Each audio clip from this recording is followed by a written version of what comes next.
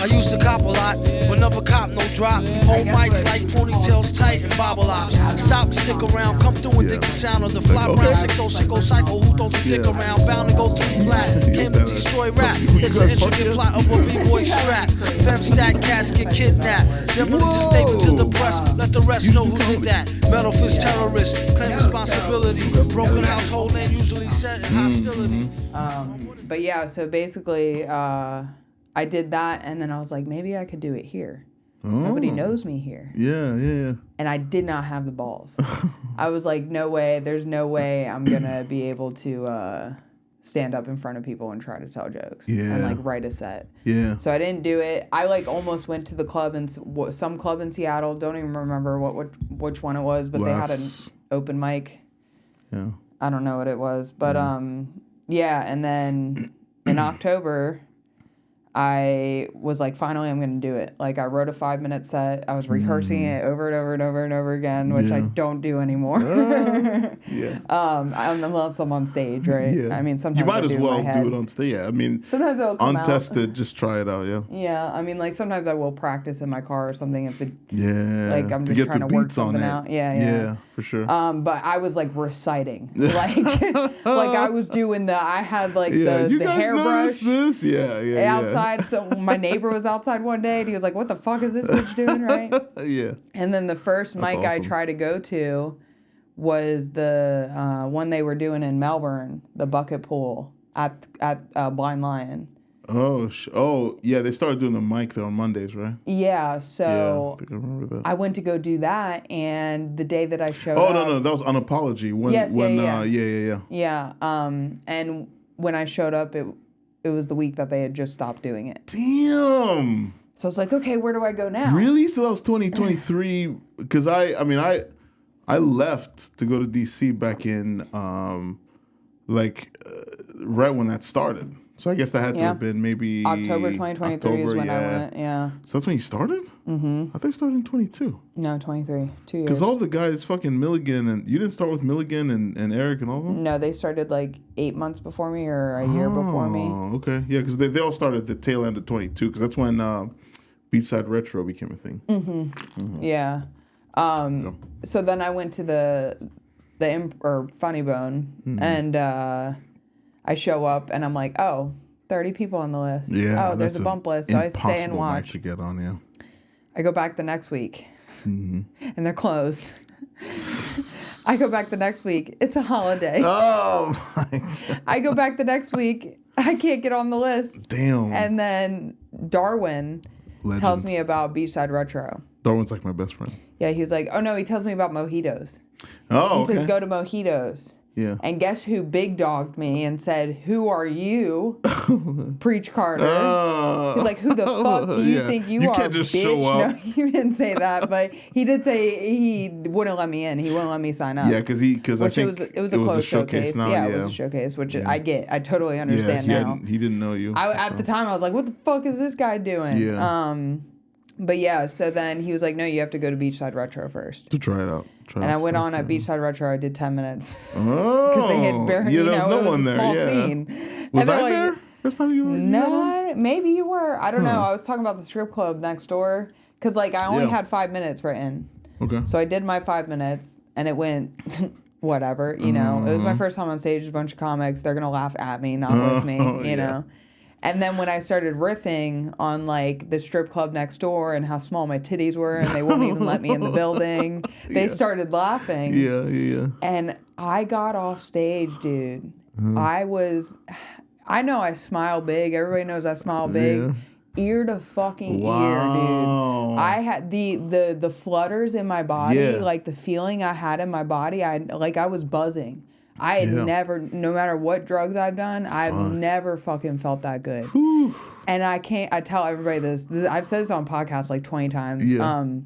But I came home and I talked to my husband because he had been he was like, yeah, go do it if you really want to. Awesome. He's supportive of everything, which is amazing. Most guys would be like, Who the fuck are you? Like, that sounds gay. I know. Yeah.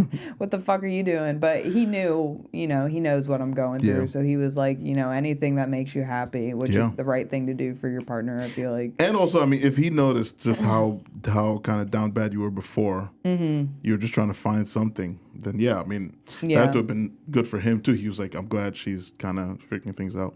Yeah, no, definitely. And I told him, I said, are you okay with me doing this for the rest of my life? I asked him that question because I'm like, that is a big, like, to me, I was researching it before. I was watching, Ralphie May's class. Oh my God. Well, that's one of the most important videos I think you could ever see as a comic. Yeah. And then Bill Burr has, like, some audio on, like, advice on starting out for the first, like, I was just watching everything from the professionals. Anything I could find. I still do that today. Like, I just finished Joan Rivers' book yesterday on Audible. I was fucking bawling my eyes out at the end. Yeah. Because she goes at the end.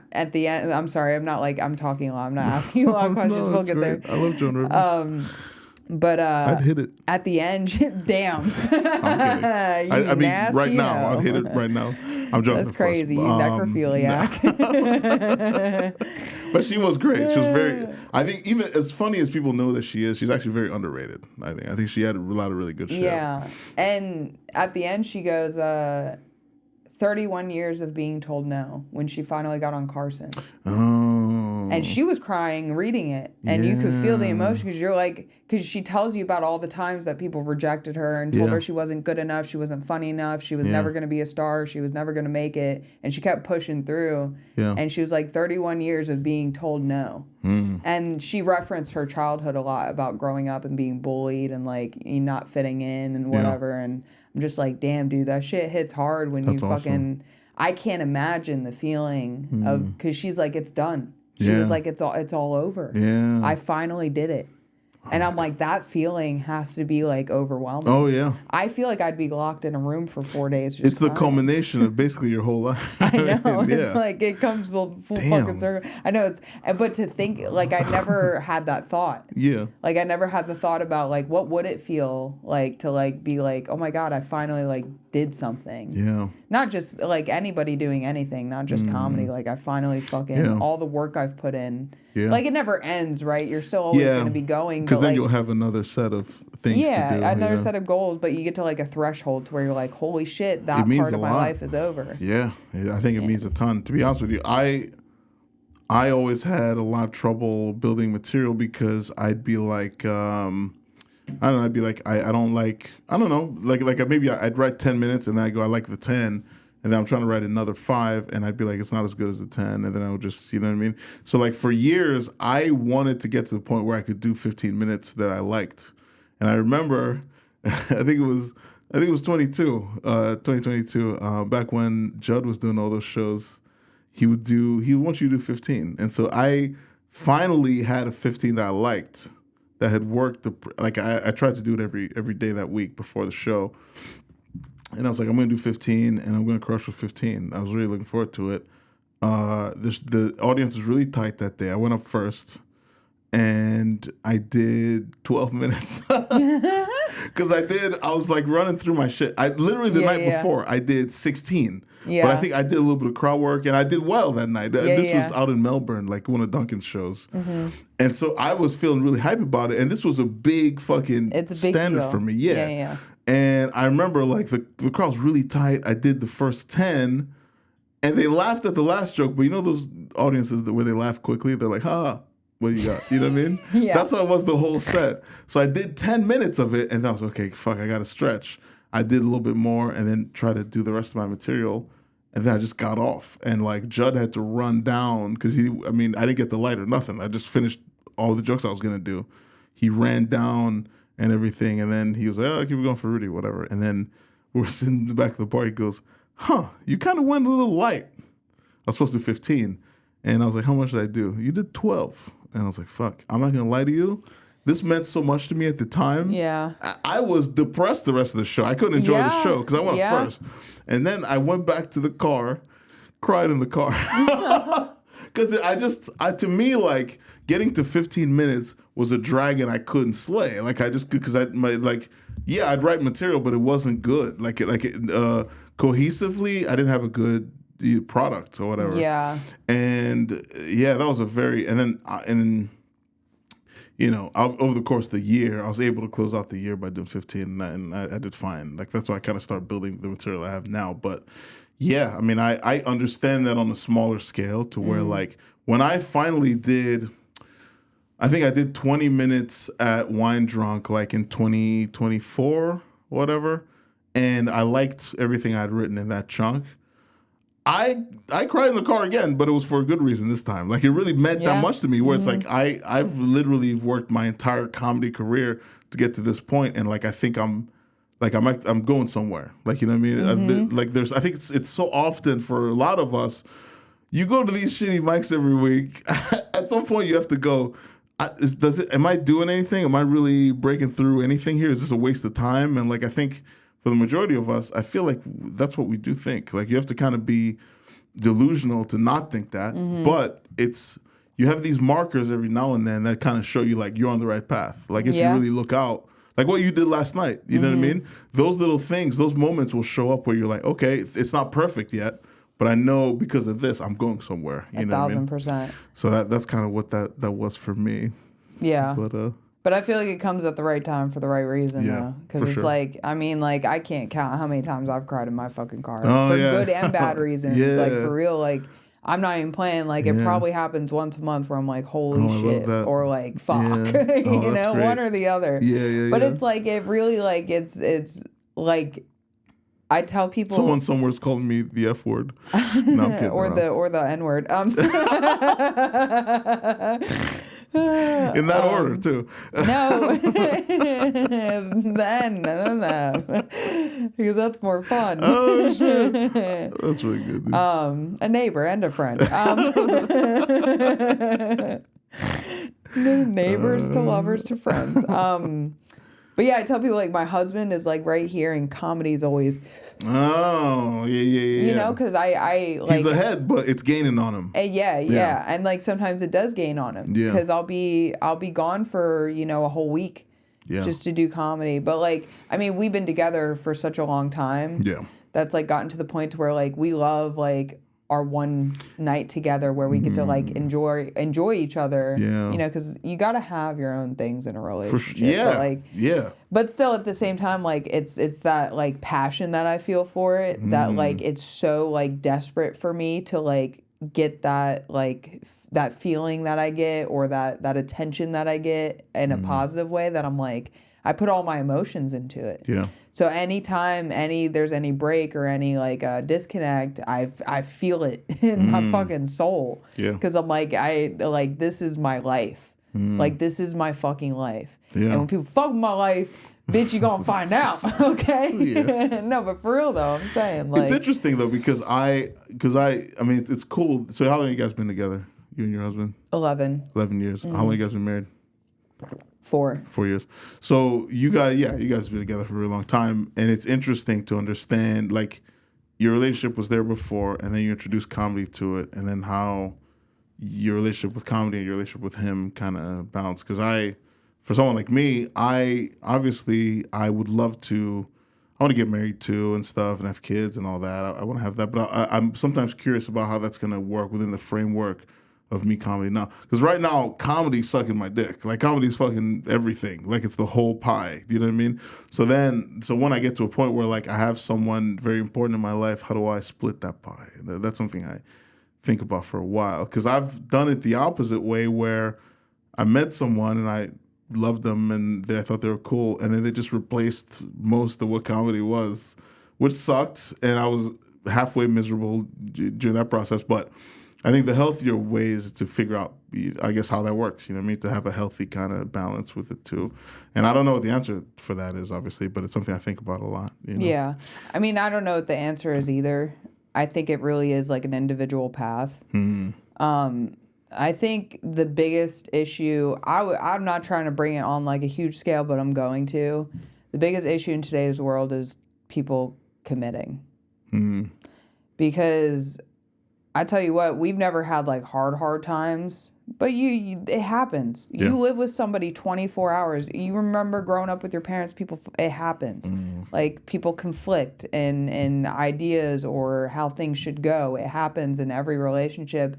And a lot of people give up too quickly. Yeah. A lot of people are like, I'm out. Which is easy to do if there's a lot of problems with the person. Yeah. But, like, some people will find one thing and be like, I'm gone. Yeah. Goodbye. I ain't got time for this. And that's a big issue I see, because when it comes to somebody doing comedy, like, you have to have a partner that's 1,000% supportive. Yeah. Because if not, it goes the other way around, where that person says, they start to feel like you love comedy more than them. Yeah.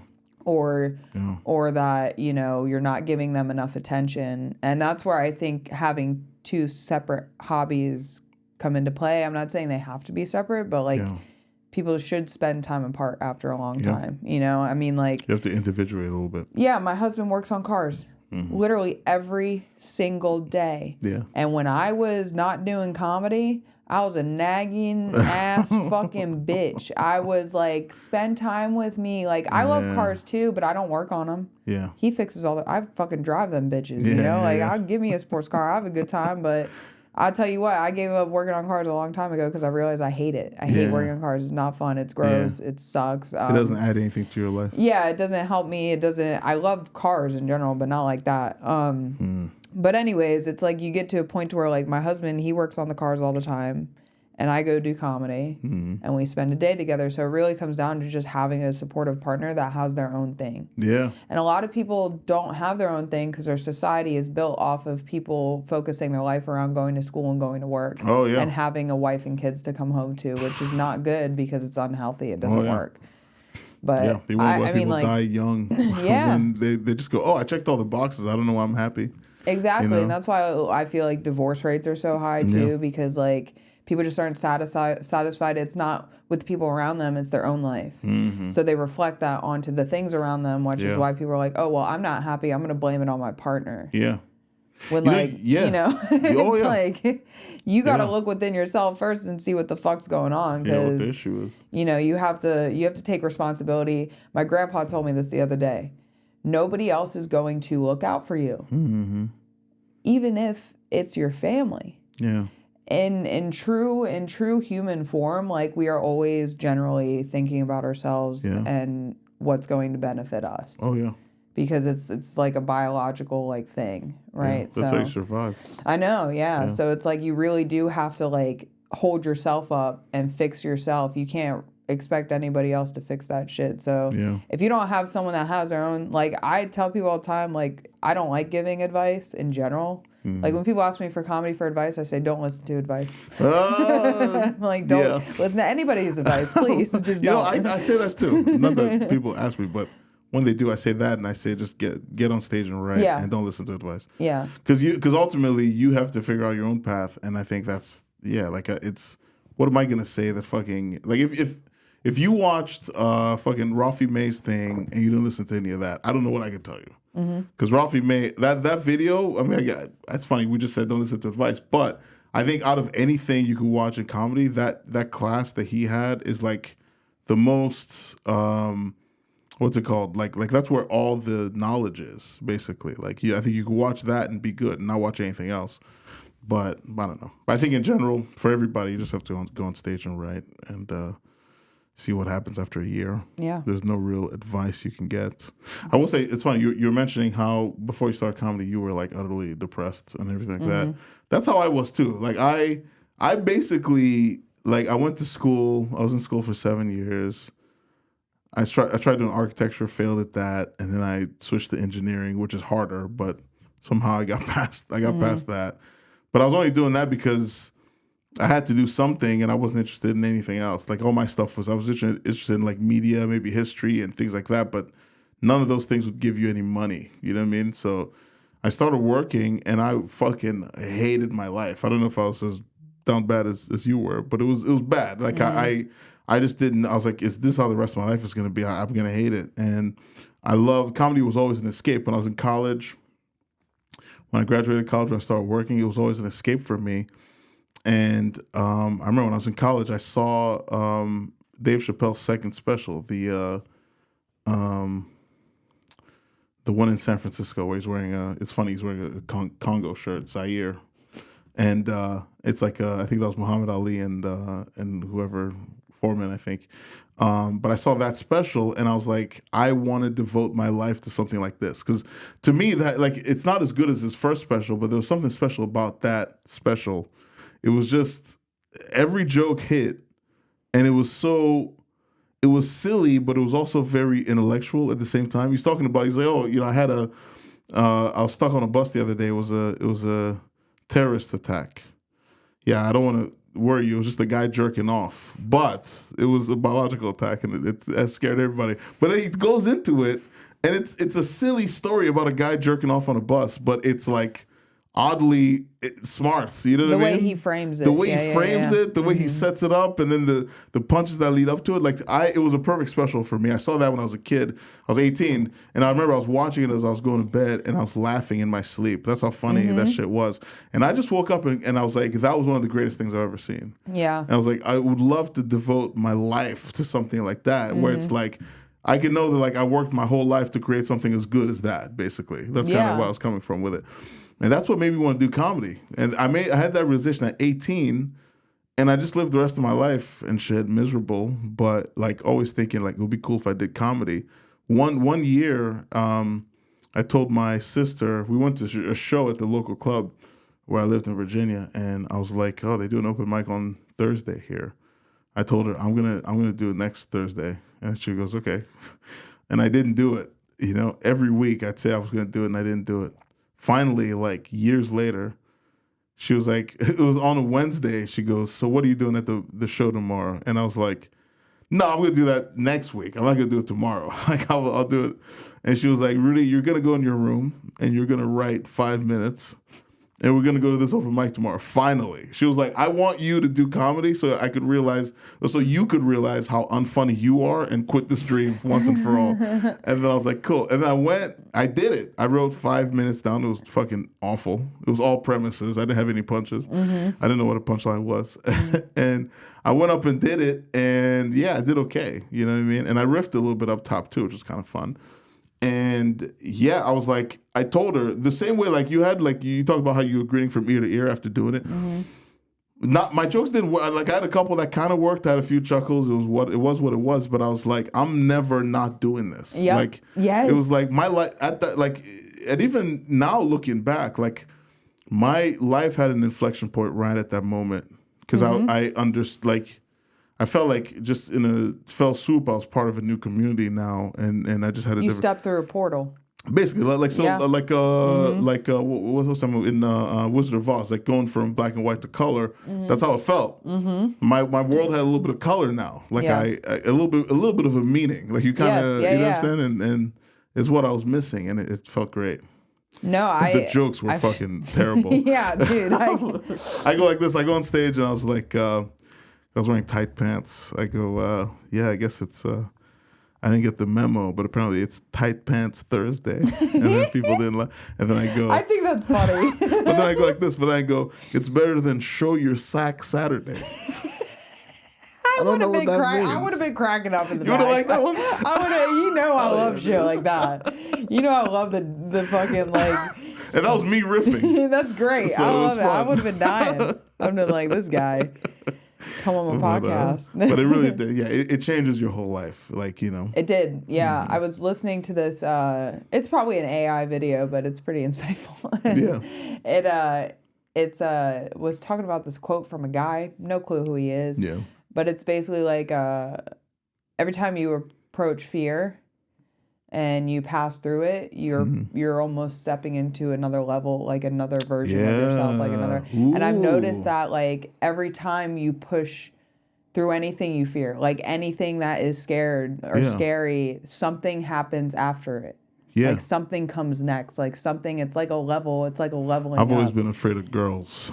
I mean, So I stepped through one level of fear, and then I think it was pussy is what I got. No, I'm Well, kidding. yeah. Once you get married, you'll be kidding. like, now I don't fear this at all. Yeah, this is nothing. See, but that's the whole point of it. Of you get through the fear, you eventually get married. You're like, I don't get what all the fuss was about. Yeah, it's that's just a true. hole with a woman attached. With a woman, yeah, who's kind of a C word. I'm not gonna lie. No. A cunt. Yeah. I didn't want to. I'll say it. canceled. You don't have to. Yeah, no, but the purpose thing that you're talking about, and I know it probably sounds retarded to other people, but I could give a fuck less. Yeah. I say this out. I talk to God out loud in my car. Oh, I love that. Yeah. I just do it because I just feel natural doing it, whatever. Yeah. And I came to this realization. I want to say like God's somewhere going. "Ah, yeah. She's ratting me out. Yeah. Well, People are gonna think I listen to her now. Yeah, he actually comes in my car. I can see him. We have a It'd conversation. be funny if God shows up. Sup? He's wearing a ball like God a is beanie. a black guy that looks like Juvenile. Whoa there. And Manny Fresh is one of the angels. He told me go to church and back that ass up. He's a fine motherfucker. Once you back that ass up. Greatest love song of all time, by the way. I know. Oh, yeah. It's better than R. Kelly. That's right, dude. R. Kelly's up there though. I still listen to R. Kelly. I'm gonna say it. I'm sorry, I still do. I mean, you know what I'm saying? He did terrible things, but there's no way in life I could not listen to the fucking what was that thing? The Ignition remix. Oh yeah. Oh, I mean, if we're talking 12 play, then yeah, I can't skip any of that either. Feels like you're ready, bumping, like it's all great. It's great music. Oh my god. Yeah, I'm glad that because we're so controlled by the media that they didn't like intentionally take those songs down. So Yeah. like imagine having They to were go get about a bootleg CD from a guy off the corner. Yeah. Because everything's restricted. You can't dude, we're about to live in North Korea. You have no idea. Basically. It's about to be crazy. There's the dude outside. Hey, you got the stuff? Yeah. Dude. I He know. goes, I got it. He gives it to you. Bump and Grind by R. Kelly. It's crazy. It's On the gonna black market. It's gonna happen. Oh God, the day Yeah, I'm gonna be selling bootleg CDs. Oh I'll do hell it. yeah, dude! And I'd buy the shit. Yeah, no, but I was talking to God out loud, but no, I had this realization like 6 months ago where I realized. I know this sounds so like it's gonna sound like an ego thing or but it truly is what I feel like I was put on this earth to be God's soldier and God's sword. Yep.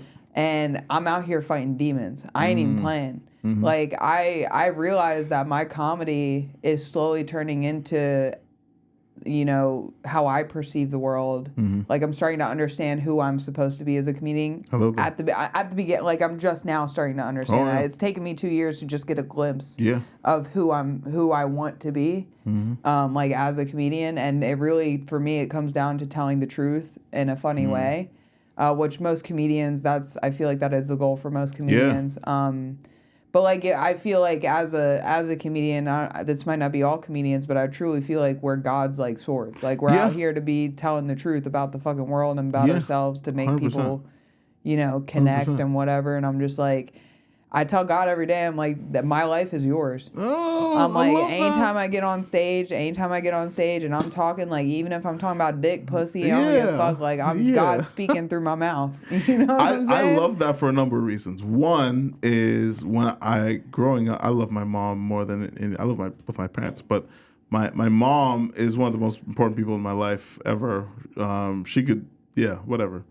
I was gonna say she could be a serial killer and I would still love her. I don't You're like, that doesn't make sense. Well, why I say that? Who would I call my mom? But she's the sweetest person ever. But she would always, when she went to work and stuff, she sometimes I'd be with her when my dad would drop her off. But she'd do a prayer every day, and her prayer was to God, basically saying, "Please help me be an extension of you." Right. Yeah. So so whatever I do, I hope that people see that and see you reflected in me because of it, which I thought was beautiful. I thought it was a very nice, it's a beautiful thing to think daily. Okay? It kind of frames your life a certain way. Similar to what you just said, I feel like it's, like if you can kind of connect your purpose doing this and reflect it back to God in a way, it makes, it it drives your comedy. Like, you're not gonna just go up and talk about how gay someone looks. You're gonna really think about. Sometimes I do. but you're gonna really think about what it is you're trying to write, what you're trying to express. I think like there's not a lot of that. And I'm saying that I'm full of shit. I'll talk about how gay someone looks all day. That's but I feel like that's a beautiful thing to kind of go back to every day. Like, to really go like, okay, what am I trying to talk about? What am I trying to say? What message am I trying to get across? And is this really who I am? All that. I think those are really important questions. So I like it for that one reason. Two, you were saying, I'll bring this up. I read a book called War of Art. Right? Yeah. Not Art of War, but War of Art by Stephen Pressfield. Okay. I don't know if you've heard of it. I've heard of it, but I haven't read it. Amazing book about kind of working through being like working through what's it called? Procrastination and not doing stuff. Basically, that book is saying you have to fight against basically anything in this world is procrastination. You going like, oh, I got to pay my bills before I write. He calls it the resistance. You know what I mean? You going, oh, I got to jerk off before I write. That's resistance. You going like, oh, I got to call my mom for all that shit is getting in the way of you getting your art out. Yeah. What you said about how like you're the messenger of what like fighting demons. Technically, you are. Yeah. Like we all have a unique point of view. No one else can talk Alex like Alex. You know what I'm saying? Like, so you do have, like, it's a moral imperative for you to get your story out because it's important. Like, no one else can tell your story but you. So in that way, and that's what I got from that book. That book was basically saying, you might think you're retarded or you might think you suck or whatever. But whatever you have to say is important because no one else can say that for you. You know what I'm saying? And so that's something that kind of that has helped me to be like, okay, even if I hate my material right now, I have to just write, you know what I'm saying, and come up with something new because no one else can do Rudy like Rudy can. So that's an observation I got from what you said. And I forgot what the last one was, but whatever. That's just. I don't know. We out here fighting demons. Yeah, I think we all are in our way. I think Some more than others. Yeah. Well, heroin addicts, can't help them. Can't love them, can't help them. That's right, dude. We can't don't live like with them, can't live without them. You can't live with them either. I'm just kidding. But I had this also kind of connect with last night. So the producer came up to me and was like, and it was a good like good feedback. Show. Yeah, good feedback. But she was like, it's crazy to see like half the room come up and say that was amazing, and then the other half be like, whoa, I can't believe she said that. Oh yeah. And I'm like, it made me realize, I'm like, okay, like my people are out there. Like there's people that do understand me and like understand what I'm trying to say. Like I'm not the funniest I'm gonna be when I'm, because I'm always gonna be getting better. Oh yeah. It's gonna be never ending of me trying to get better. I feel like it's just until I am on my deathbed, I'm still gonna be cracking jokes when I'm dying. For sure. But it's like it's I've looked at it and like from that perspective, like, what am I trying to do? Like, what purpose am I serving doing this? Yeah. Because it is fulfilling me. Now, what's my purpose? Yeah. And when I did start, because I was like against God for like years. I just recently started. I'm not like religious, but I'm like super close with God. I don't know who God is or what he looks like, but you know what I'm saying? I love that. The whole God thing. I'm a big fan of that. I could dive deep in that. But what you're saying, yeah. Yeah, but like it's like you I've looked back and I'm like, oh, like I do love the attention and I feel like it is for a reason. Yeah. Like I want people to know who the fuck Alex Barboza is. For sure. Or I'm sorry, Alex Mardosa, if you guys know who I used to be. Yeah. But for real, because like it's like I feel like it wouldn't be fulfilling any other way. Yeah. Because when I did have those first like 6 months to a year where I was listening to everybody's advice, everybody was giving me technical advice, and I was writing jokey jokes, and I was not really representing myself. I was just, sounding like a robot on stage, reciting a performance, and it wasn't. I was getting like I wasn't like never had the thought of stopping comedy. Still hasn't come to me yet. I did have a pivot when I bombed on Kill Tony, but I was like, I cried and I was like, I could either quit and be depressed for the rest of my life, or I can just keep going and get better. You cried about that? Oh, I cried like a bitch when I saw it. I shut it off and I left the room. I was like, I can't. I was in my room for a whole day. Bombed, but I, you know. Oh, well, I'm very, I'm hard on myself. I get what you're saying, yeah. But you got fucking... I was 8 months in, Rudy. I was retarded, first of all. But second of all, well, Jordan Peterson gave you a great compliment, didn't he? Yeah. That's fucking... I would have came so hard. It was pretty... it still doesn't feel real. I don't even remember. Yeah, like, it felt like bananas. it was a dream. It felt like it was a dream. Because I was like... That felt like a dream watching it. I was like, I know her, and he's saying... And he was really... He was like curious. He was like, huh, so, you know what I mean? Like when he... Well, do you remember what he asked you specifically? I remember it being poignant. He was like, "Oh, why do you do comedy or something?" Yeah. Which was a crazy question. Yeah, for someone I'm 8 months surprised I was able to answer. Yeah. Someone else would have been like, I'm trying to get laid. That's why I'm doing it. Yeah, I wasn't even trying to be funny. I was just being, I was like, yes, sure, anything. I was like, I don't know what to say. Yeah, and what I hear too is he doesn't like when you try, or Tony doesn't like when you try to be funny. In the interview, apparently, like, because I've seen, I used to know someone who's a huge fan of the show who analyzed everything, and also just watching it, like, you could tell when they do the interview part, they want you to be serious. They want to really know about yourself. you. Yeah. If you're like trying material on during that pisses him off. You can kind of tell. Well, because they know that you're... Yeah, and they'll be like, oh, he's trying to joke. They're you fucking, know what I'm saying? They've been doing it for a long time. Yeah, like Tony's a real stand-up or whatever. Quick. So, but yeah, like I think it, in the interview, because it's not just about how the set went, it's also the interview. Like if it was a good interview overall, that's a good performance. You know what I'm saying? Yeah, I mean, I was just like, thank God I'm likable. Mm-hmm. Because I feel like that's one of the biggest things, like, I've noticed on, well, that's a high pressure situation, right? Yeah. But generally, to be likable is like almost to me like the number one thing. For sure. Like people have to feel good energy from you. Yeah. Like you got to be giving off good energy. Yeah. And if you don't give off good energy, people are like, I don't like this guy. Yeah. This guy's fucking cracked out wearing sunglasses and a backwards hat. Yeah. If you're not likable, you got to be really funny. Like it's like I think being likable kind of, it saves you in many different ways. Yeah. I think my smile saves me a lot too, because I can say mean things to crowds, and as long as I smile at the end, she doesn't mean it. Oh yeah, yeah, dude. I'm like, it works. My smile works. So I feel like, you fucking fat bitch. See how you're laughing? I love it, dude. Yeah, that's what it really does. Oh, 100%. And I've seen you on stage get away with stuff because that when you're like smiling out about it and stuff. And also, it's funny because I don't know if you're usually high before you do a set, but you could tell, like, when you tell a joke and it works, like, you get kind of giddy. Oh, so you have the little... I laugh after my own honestly, jokes. And people love that shit. It's my thing, I guess. I don't know. I laugh after my own jokes. Yeah. But that's what I do. It's a likable thing. People really enjoy that. That's what I do off stage, too. Yeah. So I've been, another thing, like, I've been trying to bring, because, like, I act the most outrageous when I'm home alone. Hell yeah. When I talk out loud and act like stupid, you know what you do when you're home alone, dude. You fucking weirdo. But like, I always do. By the way, I always do the Winnie the Pooh move when I'm by myself. I have a housemate right now. When she's not at the house, the Winnie the Pooh move. No. Long shirt, nothing under. I just walk around, dude, butt ass, but with a big shirt.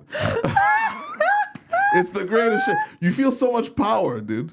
It feels great, dude. I swear somebody come in and see you. Where you get Shaq's shirt from? Yeah, 3X tall, you know what I'm saying? Yeah. Tall black tee or white tee, dude. Crazy. Walk around the house, dude, butt ass, dude. Yeah, I mean, whatever floats your butt.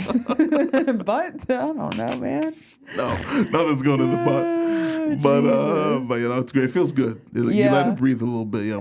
I mean, sure. So whatever you gotta do to keep it breezy. It would be weird if my housemate walked in when I did that. So, like, you know what I'm saying? But it's fine. You just stay conscious of your surroundings. Always. Yeah. I'm fearful of everything. I have a lot of fear. I have a lot of issues with fear, Alex. I'm not going to lie to you. I know I seem like I'm cool, calm, and collected, but I'm afraid of everything. Why is that? That's a great question. I don't know why. I think, you know what? Shit. okay, I'll be really honest. I have a little bit of therapy. I think it's because I don't think I'm good enough. So, my family, I don't know why I laughed at that, but this is I think you're good enough. traumatic thing. I appreciate that. But I love my family, love all of them. I always felt like I was, I didn't, I wasn't good enough. Like everyone, they're all really smart. I'm not as smart as them. One of them almost went to Yale. One of my sisters almost went to Yale. She was waitlisted from Yale. And then she got in and she chose not to go, and I got into ITT Tech.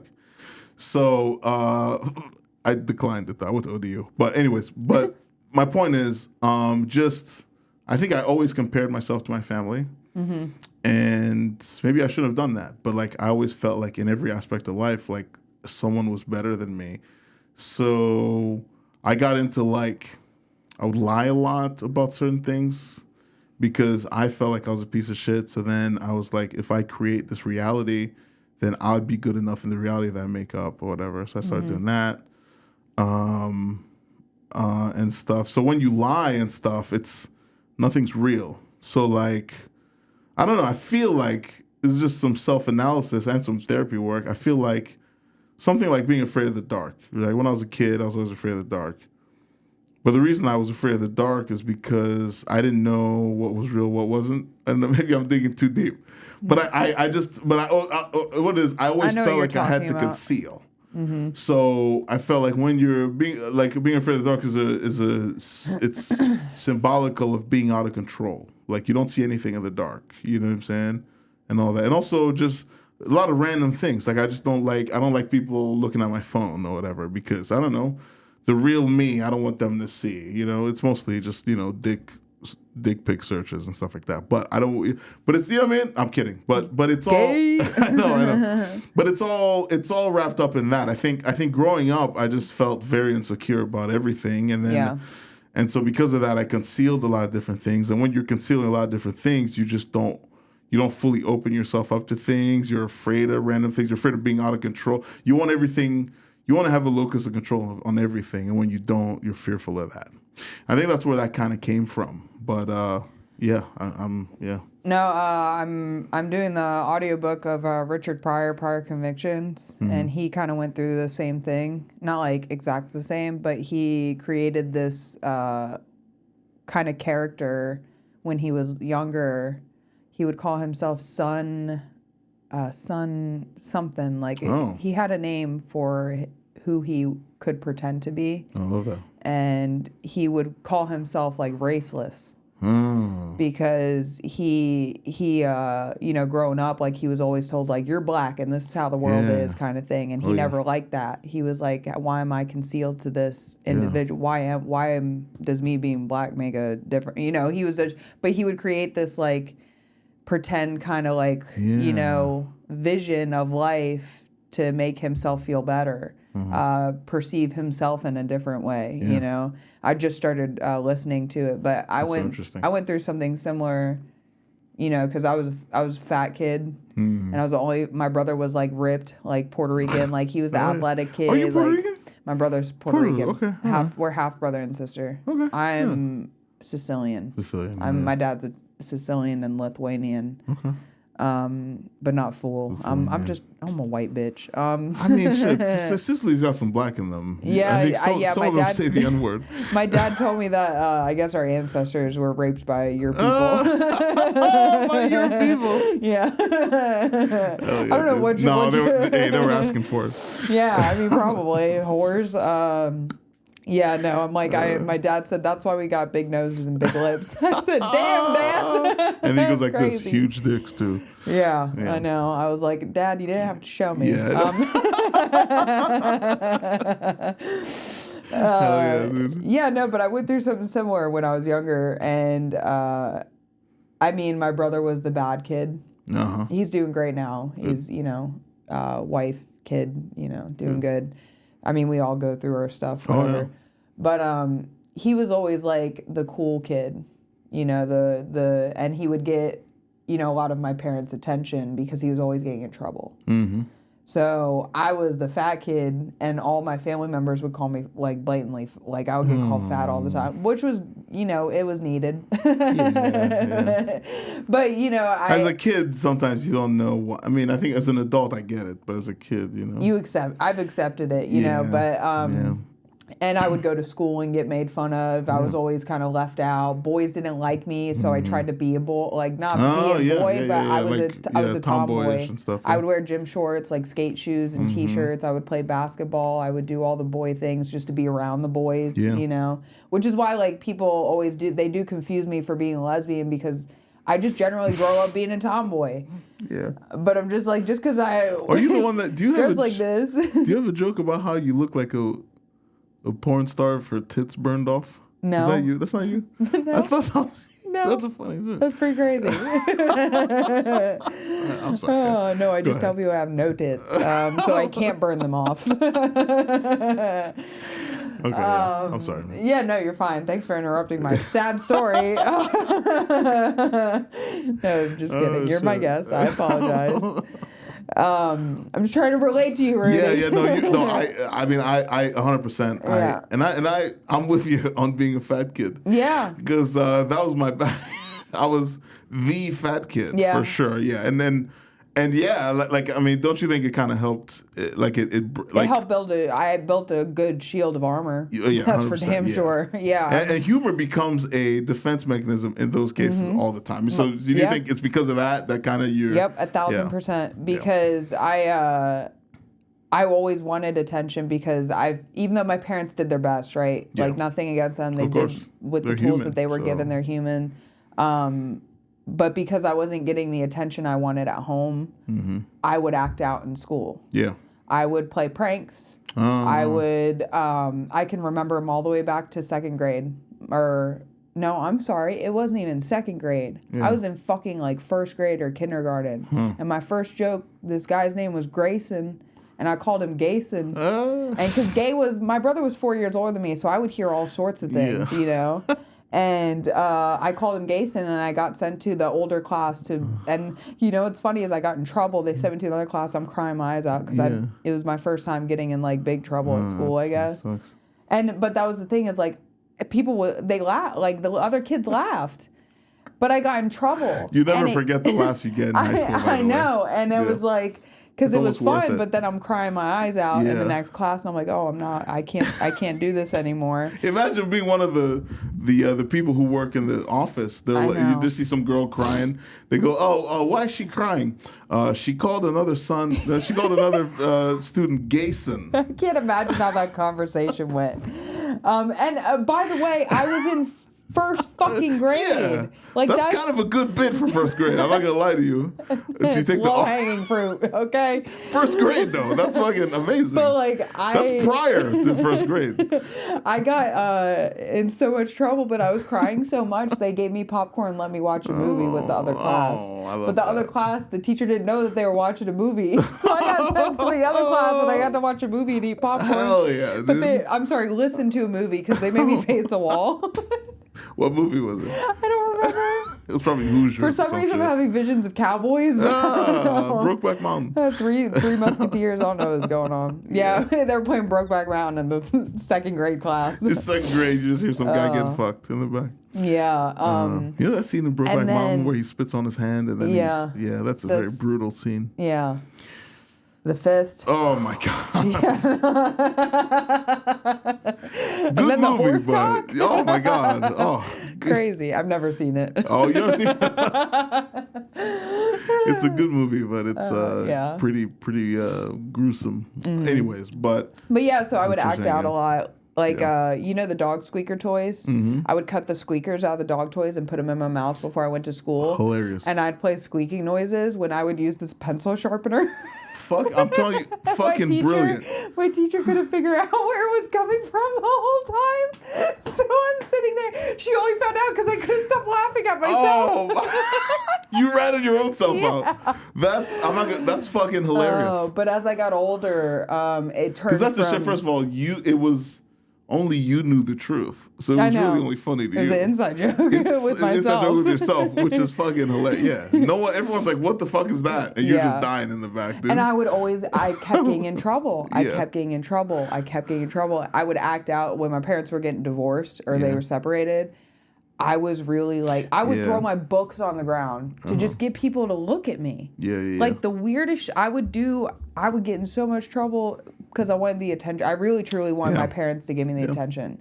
So I went from I was still, class clown, but I went from that to like just doing dumb shit. Like smoking pot before school. I got kicked out my senior year. Like I would throw my book in ninth grade, a ninth grader, a fucking 15-year-old throwing their books on the floor like a toddler. What are you doing, But it's like you get to that like that point where you're like you're seeking something for your whole fucking childhood and seeking like I even asked my parents to take me to a Disney tryout at a hotel they were doing in Vieira down the street because I just wanted I wanted attention from just them. Like something. Now part of the reason why you want attention is because like your brother got into a lot of things when he was young, and so most of the attention went to him. Was on him, yeah. And it wasn't like they loved him.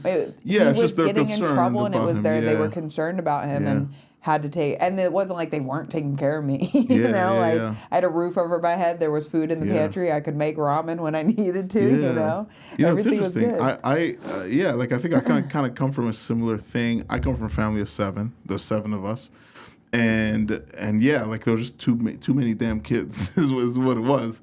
So how do you stand out in a family of 7? You know what I'm saying? Again, most of them all of them, they're all very smart. To this day, they're very, very smart, very wise and everything. I'm like the odd man out for sure because I'm the only one with no kids. That sounded real. I was joking around with that. But, no, I mean, it's real for me, too. Yeah. I'm the odd one out, too. My whole family, all the people that are my age, everyone's living the life, Yeah. I mean, not the life, but that life. Yeah, like the quote-unquote normal life, the standard life, And that's kind of how I was. But I growing up, I felt insecure and stuff. So the way to do it was I tried to stand out by being the funny one. But then my little sister, I'm not going to lie, she's probably the funniest person I've ever met. So I was being shown up in the funny category too. It would be so funny. We'd be sitting there at a dinner table and I'm trying to get attention by being funny and I'd say like a joke or whatever. Bombs. Like no one laughs at shit. My little sister, hey, have you guys ever noticed blah, blah, killing just with everybody. And I'm sitting there hating on my little sister too. But that's how kind of I was. But anyways, I acted out too. Like I would go to school and just fucking my way of acting out was by just being a troll, like just being fucking silly and whatever. Like, I'd be walking there, someone bumps into my book bag, and I'd be like, "Hey, you bumped into my book bag or whatever," and then they'd be like, "Okay, whatever," and I'd be like, "Apologize to my book bag," and be dead serious, like I'm not moving until you like shit like that. But I did dumb shit, just trolly. And before trolling was even a thing, I just thought it was funny to troll and stuff. And that was kind of just how I built my whole thing. But at the same time, too, I was a fat kid, chubby kid, awkward, you know what I'm saying? So I got bullied mercilessly. But a lot of the guys who, quote unquote, bullied me were funny. Like, so they would snap on me. They'd, like, make fun of me and shit. And I didn't really make fun of them back. I would be like, yeah, that's a good joke. Like, dude. I would laugh when people would make fun of me. There was some kid... Rayshawn, fuck you. He would call me Miss Piggy in elementary school. Jesus. Fuck you, Rayshawn. I remember your name, bitch. You sat next to me. Your fat ass couldn't even fit in the fucking chair, he bitch. was fat too? He was fatter than me. Whoa, what the fuck? And he would call me fat Miss on Piggy. fat crime? That's fucked up, dude. I was like, God damn. I hope you see this, bitch. Anyways, one day. Rayshawn is fucking someone way fatter than you were. God, yeah. Right now, dude. He would call me Miss Piggy. That's fucked up. The fat shaming shit got less because I started to lose weight. Oh, okay. I was like, I did not. I would go on diets with my mom, which was like the white woman way of building an eating disorder. You should never go on diets with your mom. It is a bad decision. Honey, you just don't eat for 5 days. It's healthy. They said it on Cosmo. Jesus Christ. But that was the time. Like it was the 2000s where everyone was like going on the pills and the weird fucking like fad shit. It still happens today. But anyways, yeah. I gotta say, I don't mean to be racist, but I think obviously people of different races. I mean it. I do. People of different races get eating disorders, but white people are murdering the eating disorder bag. Like we got men and women doing it. Yeah, men do it too. Yeah, men are over here throwing up their fucking peanut butter and jelly sandwiches. Insane. Kill yourself. There's some starving kid in Africa going, really, dude? You know what I'm saying? But yeah, dude, I'm saying if you put it on a graph, white people are like 99.98. You know what I'm saying? Yeah, we're targeted for fad diets because we're the only ones that will pay for dumb shit like that. Black people see Slim Fast, they go, fucking, here's some 2% milk, bitch. You know what I'm saying? They go, nah, they're scamming you. Oh, man. Yeah, it's insane, no, they do. You guys think they don't take advantage of white people. They do. Oh, they certainly do. They certainly do. I still remember some jokes, though, that I heard when one dude, because I had I got fat one year. I got really fat. And I used to wear a shirt in the beginning of the year and I got too fat for the shirt, but I'd still wear it. So it was really tight on me. One dude comes like this. He goes, "Hey, yo, Rudy, that shirt looks mad young on you." When a shirt is tight on you, he said the shirt looks mad young. That's crazy. Do you know how fucking, first of all, how hilarious that is, but also how demoralizing it is? Yeah. You go the shirt got small on me, so the shirt is young on me. It's brilliant and demoralizing at the same damn time. But I thought the shit was funny. It was really. So I kind of made it not fun to make fun of me because I'd be like, dude, that's hysterical. Yeah. Hey, yo, stop laughing.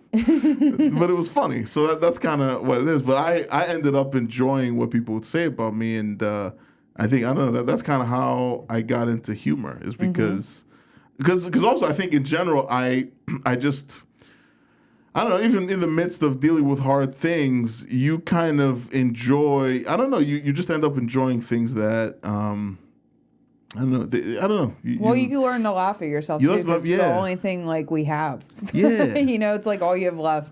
For sure. Is to enjoy making light of certain things. Yeah, something that's heavy, you go, I'll make light of it. But then you get to the age where you're you finally get secure in yourself for the most part, because none of us are 100% secure. What age is that? I feel like I'm just now hitting that, to be honest. Yeah. Late, 29, 30. Yeah. Because, the decisions we make when we're young are so baseless.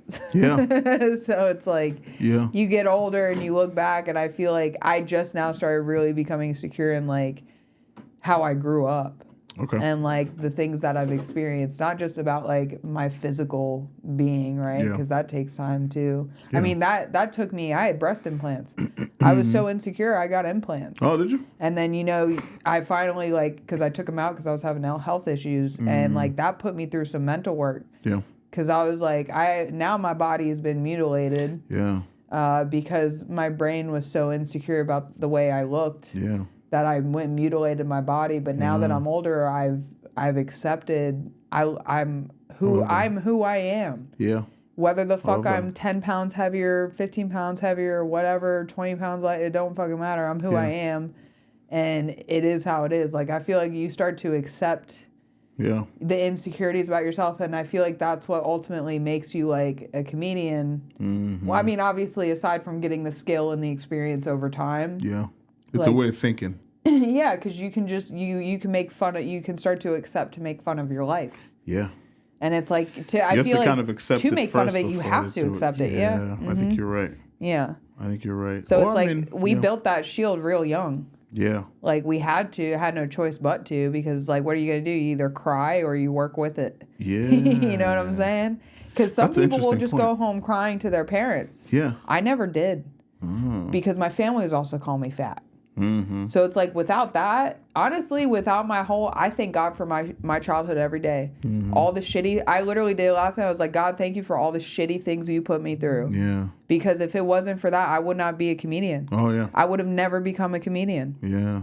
And if it wasn't for none of that, if I had a good childhood and everything was great and I had loving parents. Yeah. I don't know what the fuck. I'd probably be working in my corporation, doing my job, not working, going out of my way to find my passion. I'm not saying everybody, everybody goes through shit when they're younger, whether they got money or not. Yeah. But it's like But shit there's some without kind that of shit. lack that we have. That's why we seek to tell jokes in front of strangers, right? That's kind of what it is. Yeah. All this creates a certain lack in you where you go, okay, I need to prove myself in some way. You know, like obviously for me, I felt insecure around my family and stuff. So I was like, all right, these motherfuckers can't get on stage. I could. So there you go. That's how I evened the playing field by doing that. This girl just said I'm gross and ugly. I'm going to tell jokes on stage. Now what? You know what I'm saying? It's all these kinds of things.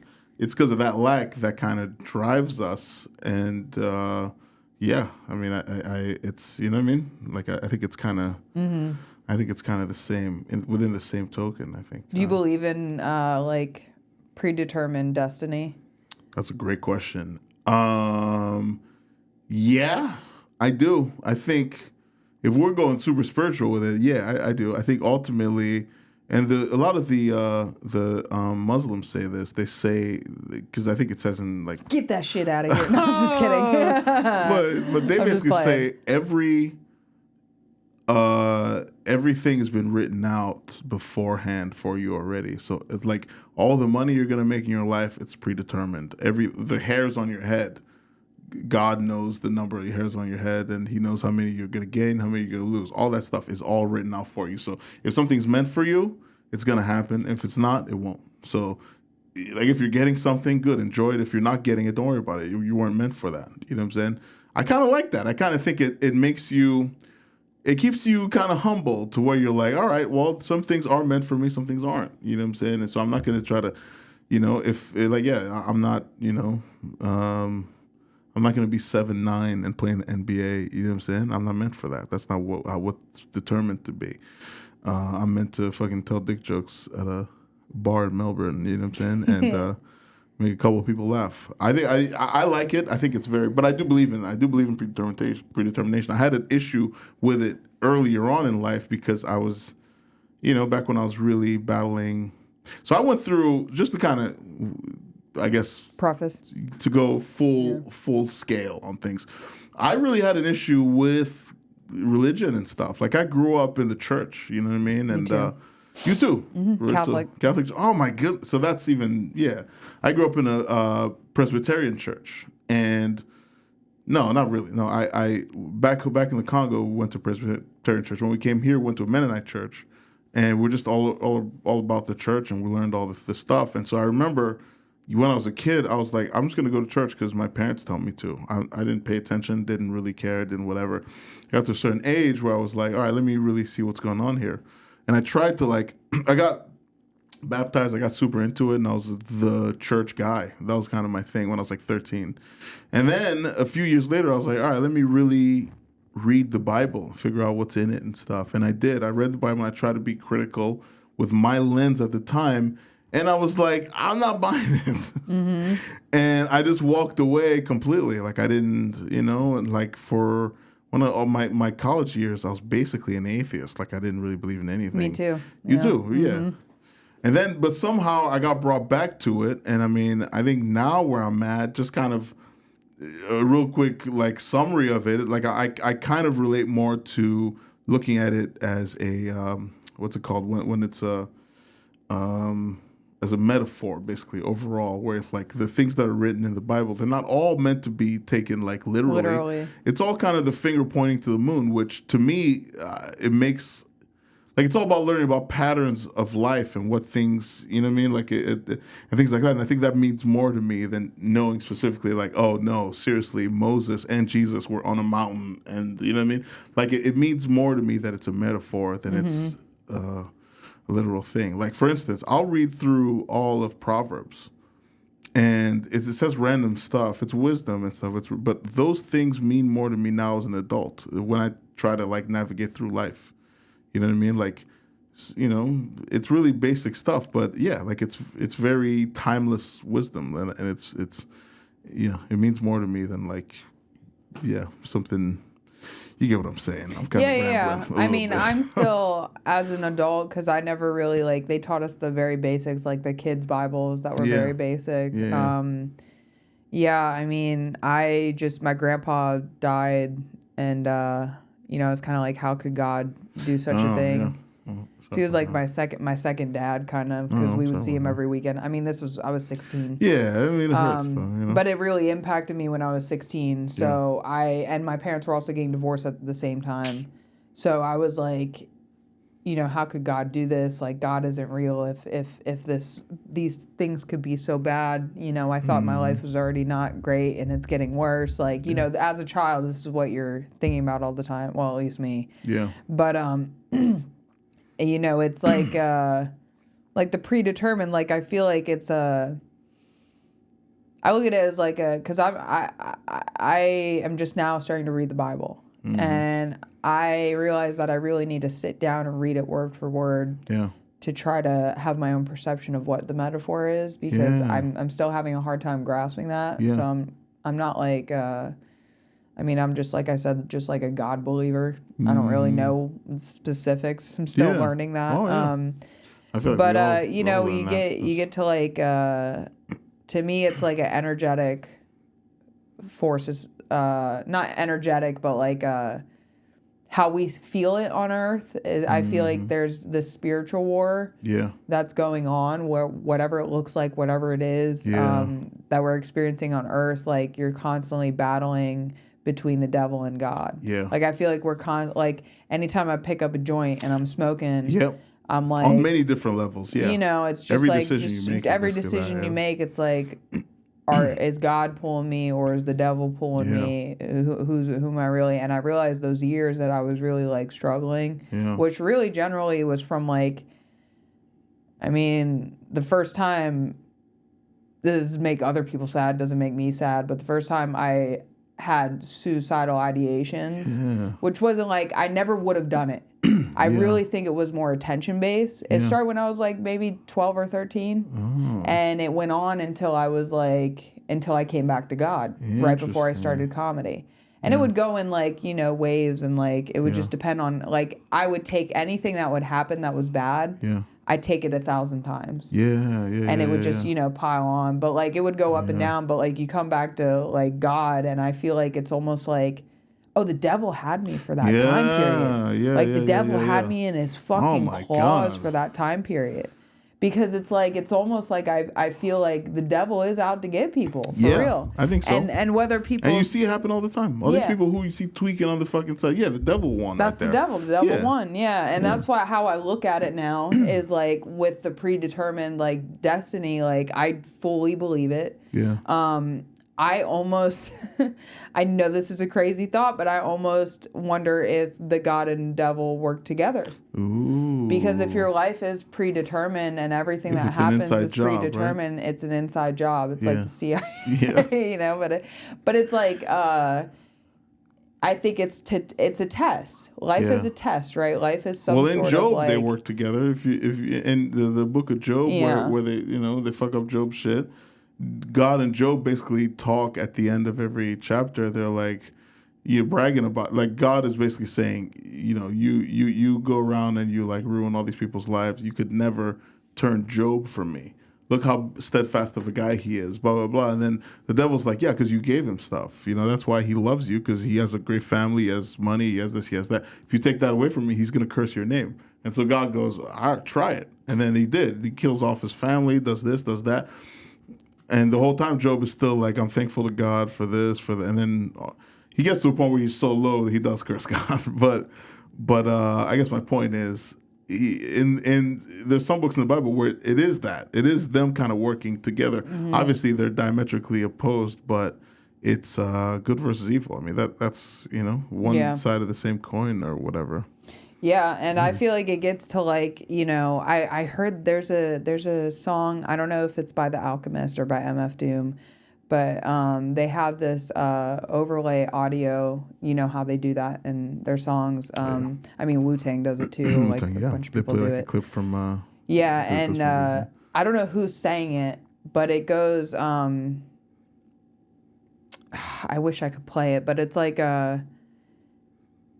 going with the flow. Like if your life is, it doesn't say this part, like if your life is, but I'm saying that, like if your life is predetermined, and they talk about like going with the flow. Anytime you feel resistance, it's not meant for you. kind of thing. Like anytime you feel, obviously going with a lot of people misperceive, I feel like going with the flow as just like not doing anything and everything just happens for you. Yeah. No. I feel like, you go with your gut and you react and take action based off of the things you think you should do or the things you might fear. Yeah. And when you take action on that, if you feel resistance and people are telling you, or it's not happening. Yeah. Like you're knocking on a door, but nobody's answering the fucking door. And it's like, okay, well, I need to change direction. So you going on stage for the first time was going with the flow because you were going with your gut. You're kind of answering a call that you were kind of naturally being led to. So what would resistance be? Like, how do you think that would, you know what I mean? In terms of like comedy?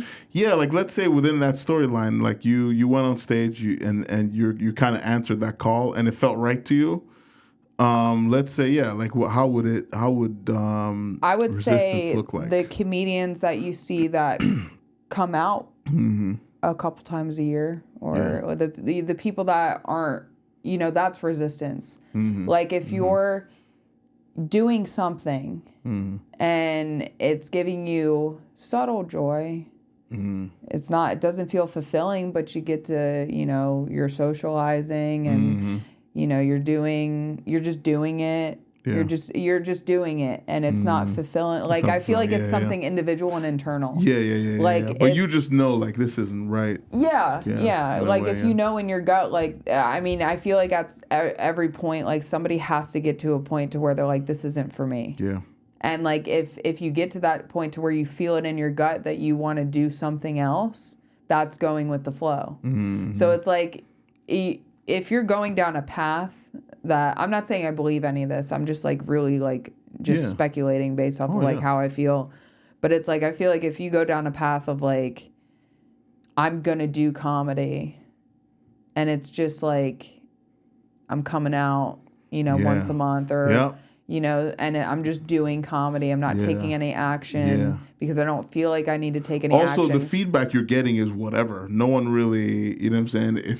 If you don't really get any markers showing you that, hey, you're the right path. Yeah, and that's like, I feel like that's life telling you to change direction, change course. 100%. Yeah, because you have to be blind to not miss some of those things. Yeah. Yeah, and it's hard for me to speak on that because I do feel comedy is my path. So it's hard for me to understand the perception of somebody that does that. Because I've met people that do that, and a lot of comedians' initial reaction to people who treat it more as like a hobby is like, right, like we hate those people, right? But I feel like it's just somebody that's lost.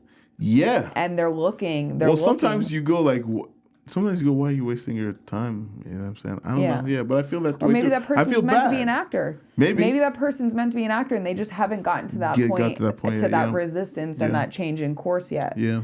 So it's like that's why like they'll just skyrocket as a. I don't really judge people that come out. I'm like, sometimes people do suck up stage time, but is it really affecting me? No. 5 minutes. It's not affecting me at all. They're not going to get booked on real shit. I know, it's not, 5 minutes here, 7 minutes here. Yeah. But it's like, once you get to that point to where, like, life is literally screaming at you to take stop a change, And I feel like that's where a lot of people's depression leads. Yeah. Because they're doing something they don't feel joy in. Yeah. And when you're doing something you don't feel joy in, the devil has you in his grasp. Yeah.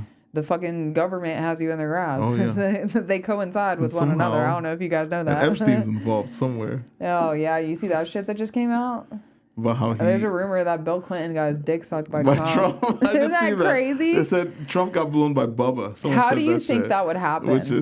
I could see it happening, dude. Because back then, I don't know. I feel like Clinton would be the one sucking. Because Clinton was a freak. Well, not just that. Look at his mouth. Yeah, well, I saw him play that trombone. Trump does not have DSL. Not at all, dude. He does have DS hands. I know, yeah. Yeah. Well, and we all saw fucking Clinton play that trombone. Remember when he was on the Arsenio show? Yeah. Yeah, dude. He looked like he was sucking dick. He started to use his tongue. He was like, "Is that the tip?" Bro, I'm telling you, dude. That guy, no hands with it. I can see him going no hands with the shit. Well, when people get money, they just get weird. Some people, I would never want to be that rich, because like I feel like you just run out of shit to do. You're like, I'm done fucking women. I'm done fucking kids. Let me fucking president. Oh, shit. I got a story for you. Yeah. I don't know if this is going to be whatever. It's just whatever. But I did a show somewhere. Okay, wait. I have to pee so bad. I never do this. I'm sorry. No I have to pee so bad and I want to listen, but I'm like, Hey, I'm telling you, this is a good one. This is a good story. Okay, you want to shout out your shows? Yeah, for sure. Hey guys, what's going on? My name is Rudy Mulamba, King Mulamba on Instagram at KING.MULAMBA on Instagram. We do sketches. I do sketches with my buddies on there. A lot of them, I don't know. You know what I'm saying? Recently, the themes have been pretty similar. All right, it's all gay shit. You feel me? But we try to have a cool, interesting spin on the gay shit. So it is what it is. But check it out on king.mulamba.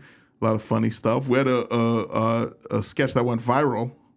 Check that one out. And I have some jokes on there. Some mid-tier jokes you guys might like. Got some fun shows coming up too. So I'm doing Alex's show at the end of the month, which is going to be fun. I'm doing Jake's tattoo show on the 22nd, which is going to be fun as well. And yeah, man, we're just out here, dude.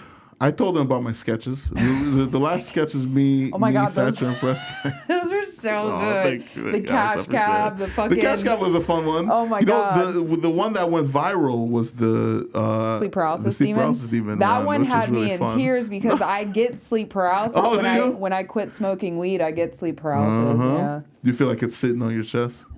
There's demons talking in my ear. Oh, I've had to say Hail Mary before to get out of it. Holy shit. Yeah, no, that's another reason why I started smoking. Oh, fuck, man. Yeah, well, they try to have sex with me. It's weird as fuck. Way. I'm not even kidding you. It's Holy fucking shit. They get me when I'm vulnerable. Like if I fall asleep on my back. Yeah. Usually I'll be like this or something, but like I'll wake up, right? I'll be half awake. Yeah. So like my eyes will be closed, but I'm fully aware. Yeah. And I can't move. This is I used to happen a lot when I was a kid, and it just started happening again like this past like 2 or 3 years. Yeah. But I'll be like stuck, can't move, nothing, and then I'll hear a demon speaking just gibberish in my ear. And then I'll hear like English, like it's fucking scary. I'm telling you, it's just scary. It's a real demon. I'm telling you, it's a real fucking demon. That shit's scary. Yeah. And I think it's always around me, and it just gets me at vulnerable times. But I know that sounds fucking weird, but. What would the demon say? So it was basically like just sexual, like it's a sexual demon. Oh. Like it just like it'll like seduce me. Like I don't even want to say the things that it says because it was it was nasty. Yeah. And I could feel it touching me and holding me down. I can't see anything. Yeah. I can just hear it and I can feel it touching me. I can feel it moving my clothes. I'm telling you, dude, it's the scariest shit. Holy shit. And when I realized, because at first you don't realize it's a demon. Like at first you don't realize, like I thought I was having a dream. Or I was just waking because your up out eyes of a are dream. closed and you're And then when I realized I was aware and awake, but I couldn't open my eyes or move. Oh fuck. And then I started saying the Hail Mary because that's what I would do when I was a kid. Yeah. And I think it's God. I think God helps me because I haven't said the Hail Mary since I was a kid. Yeah. And I started saying the Hail Mary and it went away. Yeah. And I woke up and I'm telling you, dude, I've had straight up encounters with demons. It's fucking terrifying. Oh, all that stuff is real, man. 1,000%. It really is. Like, I mean, you see all the stuff in the Bible where it's like, like Jesus is walking by, then he goes, this person's possessed. And then he says in the name of the Son, the Father, the Holy Spirit.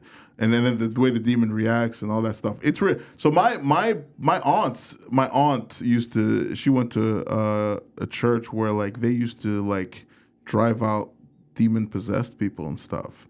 And I mean, I saw them do it when I was really young. Like exorcisms. Exorcisms. Yeah. That shit is real, dude. Yeah. I mean, there's things you might see that are like crazier on TV or whatever. Like curated stuff. Yeah. But I've seen it real. in real life, man. And they don't respond well to when you like really invoke like God's name and stuff. They don't respond well to that at all. They they freak out and all that shit. It's real, like in the movies. Well, I had a couple of things. I have You a couple. said you were gonna tell. Yeah, tell me. I have a couple interesting stories. One, you brought up having kind of suicidal ideations and stuff. When I was a kid, dude, I would be going to school and I always wanted to jump in front of a bus. I'd be like, okay, the voice in my head would be like, jump, jump. You know what I mean? I never did, but one day I almost did, and I remember going, I need some help. This was insane, but it never came back, which I thought was interesting. But you mentioned that, and I was like, yeah, when I was a kid, I used to always not want to, but I felt demon. There was maybe a demon. it was, yeah, It was a demon. I wanted to just jump in front of in front of a bus. But anyways, I was 1, 2. This is the second story before I get to the third one, which is the headliner. But the second story, during COVID, I remember I was panicked because my parents lived with me during COVID. And obviously they're older, and when we didn't really know what COVID was, they were like, if anyone over the age of 65 gets it, they're gonna die. You know what I'm saying? And I went to work. I worked for the county at the time. I worked for the utility, so we had to be outside and shit. So I was definitely afraid of bringing something back. Right? I worked in the office though, so like at some point they were like, okay, guys, we're gonna switch to working from home, and everything. And I wanted to work from home immediately. But they were like, you're going to work in the office this week. Eventually, I was able to talk them down. I had to just go work in the office on a Thursday, and then I'd be working from home. So that Thursday, I didn't want to go because I was having anxiety and I was feeling weird. I called my boss that morning. I sent him a message that morning basically saying, hey, I went by the office. I took all the shit I need to take out of my workspace. Can I just work from home? And he got pissed. He was like, no, you have to come into the office because whatever, we need you in the office these next couple of days. So I go, cool. I was having all kinds of issues, man. Like my heart was beating really fast and all this shit. I was having super anxiety because I was just afraid of being out in public. And I went in the office, did that. Lunchtime, I walked to my car, right? This is Brevard County, so like the parking lot, it's a massive parking lot where everyone parks, right? So I was walking to my car, felt like shit. My heart was beating 1,000,000 miles a minute. I was like, I'm either having a heart attack or I have COVID. I don't know what the fuck, because I didn't know what COVID was. This is the beginning of COVID. I get in the car, I call fucking the COVID hotline. I'm like, guys, I think I have COVID. I don't know what the fuck's going on. My heart's beating really fast. I'm shallow breathing, all this shit. They were like, call 911, you fucking idiot. They didn't say that, but basically it's what they thought. And I was like, okay, cool. So I called 911 in the Brevard County government lot, you know what I'm saying? And I'm calling 911. I'm like, guys, I think I'm having a heart attack. I don't know what the fuck is going on. And they go, okay, where are you? Then I said the address, and they were like, okay, we'll be right there. And if you know this, the fucking paramedics and like the 911 people, their office is right there in the same fucking place. So when they said we'll be right out there, I was like, fuck, can I change where I am? Because I don't want people that I work with going, this fag just called 911, you know what I mean? They were like, sir, stay right there. So I go, fuck, right? But I'm not going to lie. I was having a panic attack. I'm crying. I'm bawling my eyes out in my car because I think I'm going to die. Like, that's what a panic attack is. And it's so funny. I hear the 911 trucks come out. I hear the sound. They basically just turn left and they pull right into the fucking parking lot. And I'm like, I'm crying, roll the window down. The guys go, hey, it's okay. We're just going to test your vitals and stuff, see if you're doing okay. And they checked all my stuff and they go like this. Sir, you're totally fine. There's literally nothing wrong with you. You're just having a panic attack. And I'm crying. Like, yeah, I know how it feels. 6'2", 300 pounds in my car, bawling my eyes out. And they're like, it's okay. Just, take it easy, this and that, whatever. Now, here's the kicker. The office that I worked in, one of the ladies in our office, she maintained the 911 log. Everyone that calls in, she has the log of everyone that calls in. She was one of the IT people, right? So she's like, what? Rudy Mulamba at this address, call 911? Oh, no. She told everyone in the office, they're like, guys, I think Rudy's in trouble. They all run down the fucking, so I'm sitting there, the guy goes, you're totally fine, you're kind of a pussy or whatever, but it is what it is. I'm bawling in my car. Jeez. Take a look to my right. My entire office is running down. No, man. All the women, at least. And they're like, Rudy, are you okay? Is it this? And, they were all moms and shit. So they, yeah. What I mean? And so they were like trying to comfort me. It's okay. It's okay. Rudy, you don't look like a bitch, even though you're crying right now. You're totally fine. And then they were like, and then my boss, who, when I called, he came down too. Because I had messaged him that morning and asked if I could get the day off, and he said no. He saw me after calling 911 and fucking crying in my car. He goes like this, "Hey, Rudy, take the rest of the day off." Shut the fuck up. What a... Yeah, you're good. No, go ahead. Go get some rest. God. And so that's kind of, and then the one of the women drove me home. So it was one of those things. But that was kind of a fun and then I called him the next day. He goes, "Rudy, you know what, dude? Just work from home. Don't worry about it. Well, if you need to, we'll bring something to you." That's crazy. That was kind of a fun moment. But anyways, this last story I have is just, this happened kind of recently. I did a show the other day. I was in this really rich place. There was like a lot of rich people there and stuff. And did my set, did okay, did pretty good. I went to the bar. One of the guys at the bar heard my set. He goes, "Hey man, whatever. I thought you were funny." Whatever. We started talking. The guy goes like this. He goes, "Yeah, I just I was a lawyer. I just retired because I got a big settlement, $300 million." I was like, "Oh shit." He goes, "So I kept $100 million of it and stuff," but he looked miserable. And I was like, "What'd you do with the money?" He told me he bought like 3 cars and he bought his fiance a boob job. And then he goes, "You know, when you have a lot of money like this, like it's kind of miserable. Like, you know what I mean? If I could give the money away, I would." And then I go like this, "Well, I could use $25,000. And he was like, "I'd give that to you in a second." But I think he was kidding around. So he goes like this, we're talking, and he goes, "I gotta be honest with you, I'm just looking for someone to fuck my wife." Shut the fuck up, Rudy. I was like, no what? way. You know? How much? Well, so that's the thing. So he didn't say, but I changed, because I'm a pussy, I changed the subject. So it turns out it wasn't his wife yet. He had proposed to her. And so I'm talking to him about some other shit. He has a kid. He named his kid Blitz. And another Patrick Sisk was there. He goes, "What's your daughter's name? Prevent Defense?" I thought that was fun. Anyways, so then I'm talking to him, and I go, "When are you guys going to get married?" And then he goes, we're getting married like in next summer or whatever. He goes, "Do you want to come to the wedding?" I go, "Yeah, I would love to." And then, and so he said, "She's going to give you her number and send you an invite. So just message her and ask for the invite." So I go, "Okay, cool." That was it, right? But before I went home, I sent her a text saying, "Hey, I'll need an invite," whatever, the day before. Forgot about it. And I'm sitting there at the fucking table, right? I'm trying to watch football. Like, it was a Saturday. I put $25 on LSU and they fucked me. You know what I'm saying? Some woman comes up, older woman, like in her 60s and shit. And she's like touching me and shit. She goes, "Are you football player?" And I was like, "Yeah, whatever. I don't know." She's like in her 60s. She's like, "I used to be a dancer for the Tampa Bay Buccaneers." And then I was like, "Okay, whatever." You know what I'm saying? But she's fucking with me. Like, she's like, "Hey, let's arm wrestle. Let's do this. Let's do that." And then in the middle of all of that, I guess she was negging me. I don't know. She kissed me on the neck. So I go, "Okay, cool. All right." I tried to kiss her back. She moved her away. And she goes, "I got someone I need you to meet." And then she points across the bar. Her husband's right there, dude, across the bar, dude. Turns out this place was like a big swingers fucking place, dude. I had no, and this is unofficial. Apparently it was. Everyone in there, it was weird. It was the weirdest shit. I was like, first of all, I'm murdering in here. This is great, dude. It was the weirdest fucking thing. And the same thing, Patrick was there too. That made you feel so good. I was like, dude, I am the man. And Patrick told me too, because he went up after me before my set. He was like, "Dude, that woman over there, I think she wants to fuck me. I don't know what the fuck's going on." And then that's what it was.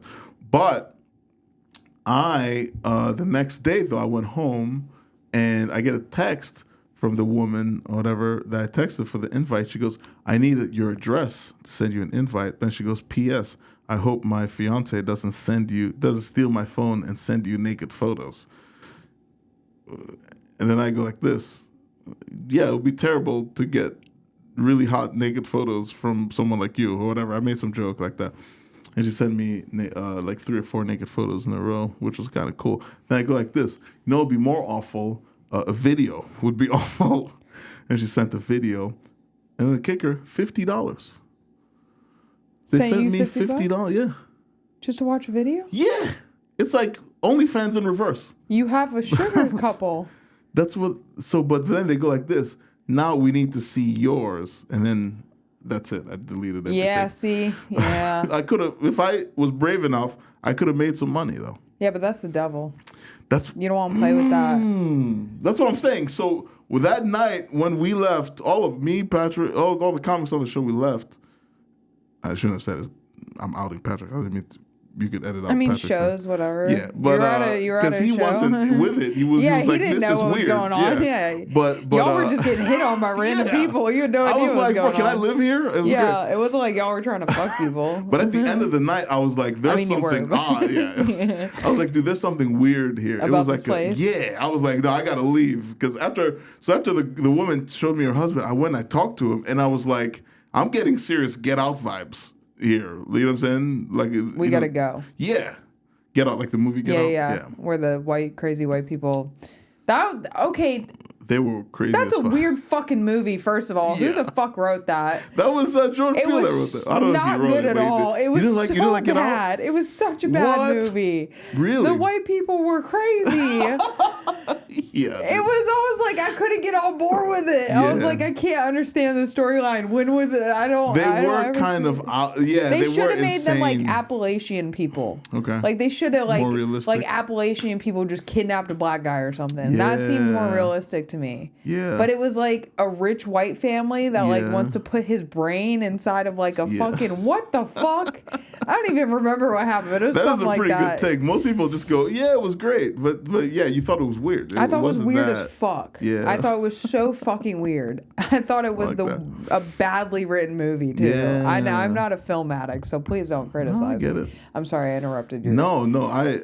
The Get Out got me on a rant about how. Well, that's the vibe I got for sure. It seemed like a weird Get Out. Yeah, so they were just getting down and freaky with y'all. And then we left. You had a taste of it though. A little taste. That's what I'm saying. Rich people, that's what they do. That's the thing. I think once you get that guy. Oh yeah, we were talking about that. Rich people getting crazy. Yeah, because that guy that I was talking to is someone told me because he was talking to me, and then at some point I got up, I went to the restroom, and someone said, "You know that guy's a billionaire, right?" I was like, "Okay, well, it was," but it was I don't know, it was weird. It was just off. The kind of things he was talking about and all that. Yeah, rich people are. I mean, I was talking to Bizarre. Preston about it the other day. Mm-hmm. Shout out to Preston. You know, like, and I have like glimpses of like the future, like you know, I know it sounds stupid, but like you like That's So Raven. Yeah. You kind of have Which that. I was literally thinking about that the other day. I was like, I used to beg for that power when I was a kid. And I'm like, technically, I kind of have it. Because, like, I've had shit, like, that I've seen happen. Yeah. Like, well, it's so fucking weird. When you see it, do you go, this is definitely going to happen? Like, you get that feeling? I know when it's vu? just imagination versus the future. Yeah. I can decipher what I'm seeing. Yeah. Okay. So it's not just deja vu it's afterwards. It's like you get the vision, you go, yeah, this is a vision. And it's like years ahead. Yeah. Like, so by the time it happens, it'll probably feel like deja vu. Mm-hmm. But I mean, like the other day I had a vision of I was playing with a family member's kid. I don't know whose kid it was. I don't know who had the kid. I knew it was a third kid. And I think it was a boy. I mean, you know, I have like these like things that happen that I see that I'm like, I know it's going to happen. It might not be exact detail to detail, but like I get like small glimpses of like information. Yeah. So like as maybe egotistical as it sounds, I know where I'm going to end up. Oh, I love that. And I see. What, did you see a vision of where you're going to end up? I mean, generally I have like, I don't see like full on That's So Raven where you see the whole fucking thing. I get like glimpses of information. It's like, it's really fucking weird. And I've had shit happen from those It happened to me with Kill Tony. Oh, no way. Really? I called someone that was going to be on the panel. I knew I was going to get pulled third. Holy shit. I'm sorry I'm being so excited. No, but it's this like, is interesting. It like shit that I've like had. So you knew you went there that day. You going? I knew I was going to get pulled. Yeah, and I know it's going to happen again. I don't know when though, because I'm seeing it again. What the fuck? Yeah, I know it's crazy. Holy! What do you see about me?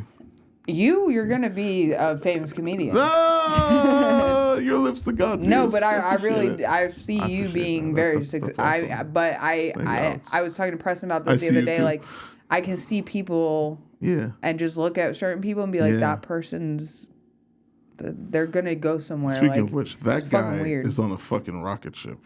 Preston? Yeah, man. That guy. Yeah, that's why we brought up the conversation. So I yeah, said, man. Preston, you're Yeah, gonna that guy, fucking make it, dude. Yeah, the guy just has it. Like it's yeah. I mean, the same shit we saw with Cam, we see with Preston. Cam, like it was just.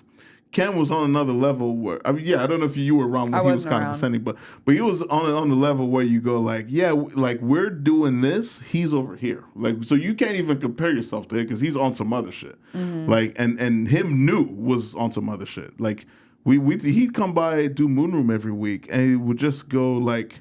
The kind of laughs he would get was the kind of laughs like a headliner would get. Like we would just go like he's not even playing the same sport, and I'm not gonna Preston's like that. I mean, I see the fucking guy every week, and yeah, like he's just not playing. He's on another level. It's cool to see, but whatever. That's just a quick. Yeah, diversion. no, yeah, but the guy's great. First, obviously, yeah, he killer is. comic, He's amazing. But there's a few other comics like that too in the scene where they're just like C's like that. C's playing a different sport. The guy's just him too. I said the same thing too. I was like, dude. No shame on anybody. I didn't mention names to you. Yeah, I mean, there's a few. I mean, there's a lot of really great comics. Don't be in an the insecure area. bitch. No, I mean, not that I'm anyone to point out who's going to be a star. Preach or not, is like that. I think Preach is like that too. He's very, very talented. He has it. All the intangibles he has. There's a lot of people like that. Is what I'm saying. But like you can kind of see some people who just have the intangibles naturally. I think for some other people, you kind of have to work towards it. And it's going to maybe take a little bit of time, but you're going to get to that too. Like it's just, some people have certain gifts naturally, and some people have to kind of work at it. That's just, it is what it is. It's the same as being short and tall. Like, you know what I'm saying? It just is what it is. Yeah. And I mean, yeah, I see what you're saying. I can see like I see like certain shit, like people being a certain place. Like it's fucking weird. Fuck yeah. Like, and it just meeting somebody, like I have these like instant, like, it doesn't happen all the time. It's fucking weird. It's fucking random. Awesome, I can't fully grasp it. I don't even understand how it fucking works.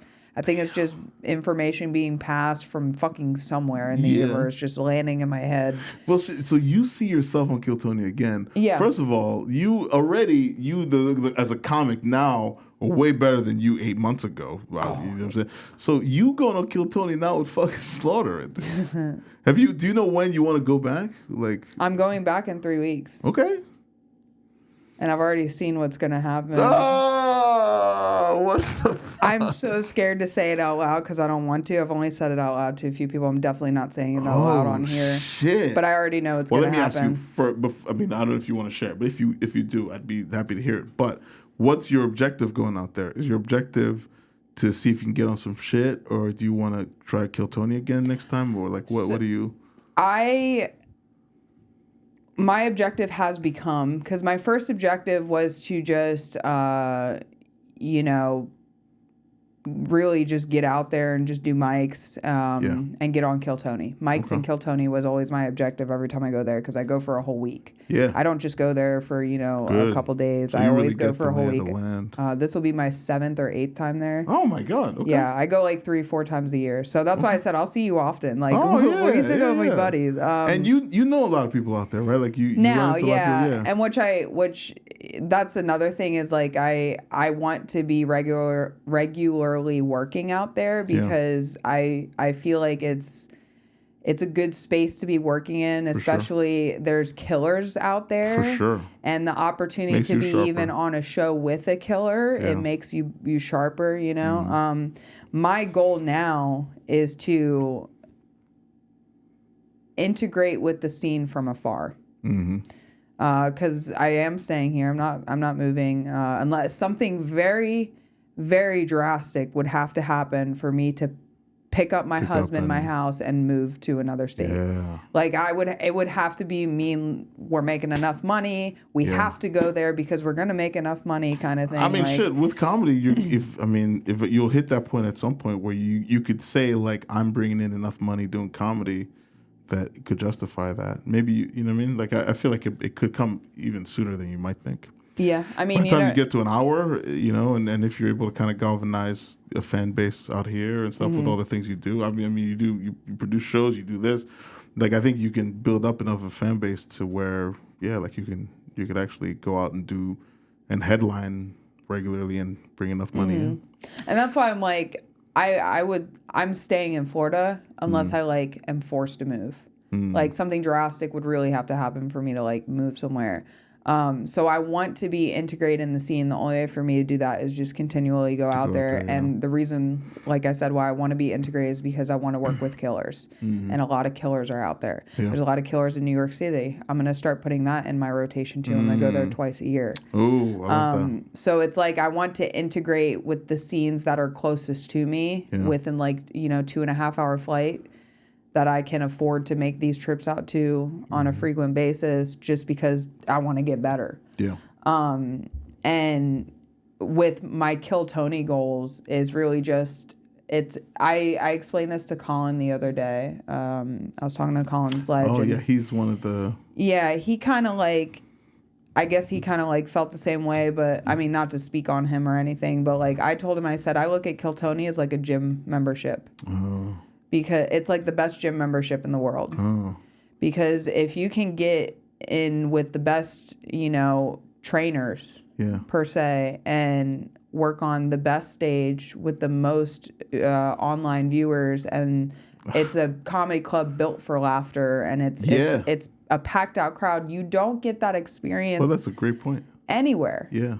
You do not get that experience anywhere. In the comedy gym, that is the best membership. It's a comedy gym for me. And that's how I look at it, because it's like it's a workout. Yeah. How many people early in get a workout like that? And that was my biggest motivator for getting on Kill Tony is I'm like, it's going to make me better quicker. For sure. It's not going to make me a comedian, but it's going to play a part in making me the comedian that I want to be, because it's a gym, it's a workout. Yeah. For me, it's a workout that you can't get anywhere else. Yeah.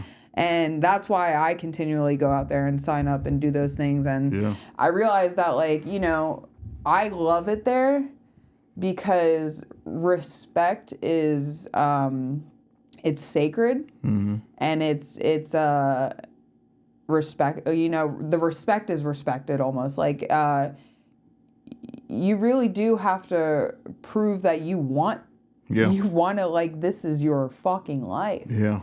And there's a lot of those people out there. So to be surrounded by people that feel the same way that I do, I tell you, I have the best time when I go to Austin. Especially since I get to see, like, the homies from here. I was really close to Carly. I hung out with Billy when I first started Billy's a little bit. The fucking man. Well, not hung out, but, like, he was around. When I first saw him, I was like, dude, this guy. Like, I saw him at B-Side Retro before I even started. Oh, my God. I was like, this is crazy. Like, right when I started, I was like, the fucking sperm bank bit? Jesus Christ. I know, yeah. That was the first, I heard that when I first saw him. I tried to make a withdrawal. Yeah, it's great. He's always really, from the beginning, when I first saw him, he was always really funny and cool guy too. He's also a good, he's someone great to write with. Because I remember a few times before Unapology, me and Jimmy would get together, and like I remember one time, me, Jimmy, Papali, and Billy got together, and we were just pitching ideas and shit. And every idea, like half-ass idea, like we would throw out, he'd run with it, and he would like carefully structure it out to where you're like, holy shit, that's a real bit. You know what I mean? Like his mind just works really quickly. Like he has I just admire his comedy brain. Yeah, I gotta stop blowing Billy Swift. But no, it's fine. Billy doesn't really it doesn't seem like he gets too let big. I feel like I'm sitting here blowing everybody, but no, Billy, he's really great. He's just as funny on stage as he is off stage. He's a very, very interesting mind. Yeah, and I'm sure like you feel the same way and that's why you're going back, because your people are there, and it's like to be around people that truly feel the same. I'm not saying there's not people like that here. But like just the energy it's the best of being around the people that really just love this shit for real. For sure. It feels so fucking good to my goodness. The conversations I have with people out there is like it feels like validating that I'm doing this. Oh yeah. Cause like I'm like, oh, like we all like not all, but like most like like the people that really love this shit, we all think about it the same. Like how much we want it, like so fucking bad, you know. And the thing too is they were like, it's the best of the best out there. Like I think Florida, we have an advantage because we had so many of our guys go out there first. You know, Ike obviously was out there he was one of the first guys to do Kill Tony from here, and he killed when he first did. And then obviously, you know, that next wave of Cam and all those guys that went out there, and then I think another wave of all those guys. I think out of all the comics that moved out there, it's like Orlando and Florida just has a huge presence compared to some of the other places like LA or whatever else. So we're at a huge advantage. But every time I go out there, I remember the first time I went out there, I did the Creek mic back when it was on Sunday, and I went up and did my shit, whatever. I didn't really try anything new. I kind of did my act. But I saw some of the guys who were revered out there, the guys that everyone loves, and they were going up there they're treated like a real mic. To me, it seemed like a showcase. But they were treated like a real mic, and they were trying out new shit. You can kind of hear in someone's cadence when they're doing new. But, like, it was brilliant. Like, a lot of these guys were trying out new shit where you go, like, holy shit, that would be my closer. That's how good that joke is. And he's just riffing it, trying to figure it out. Yeah. But it's like when you're around guys that are that good, like, you have no option but to be as good as them. You know what I mean? Like, exactly. A rising tide, lifts all boats or whatever it says.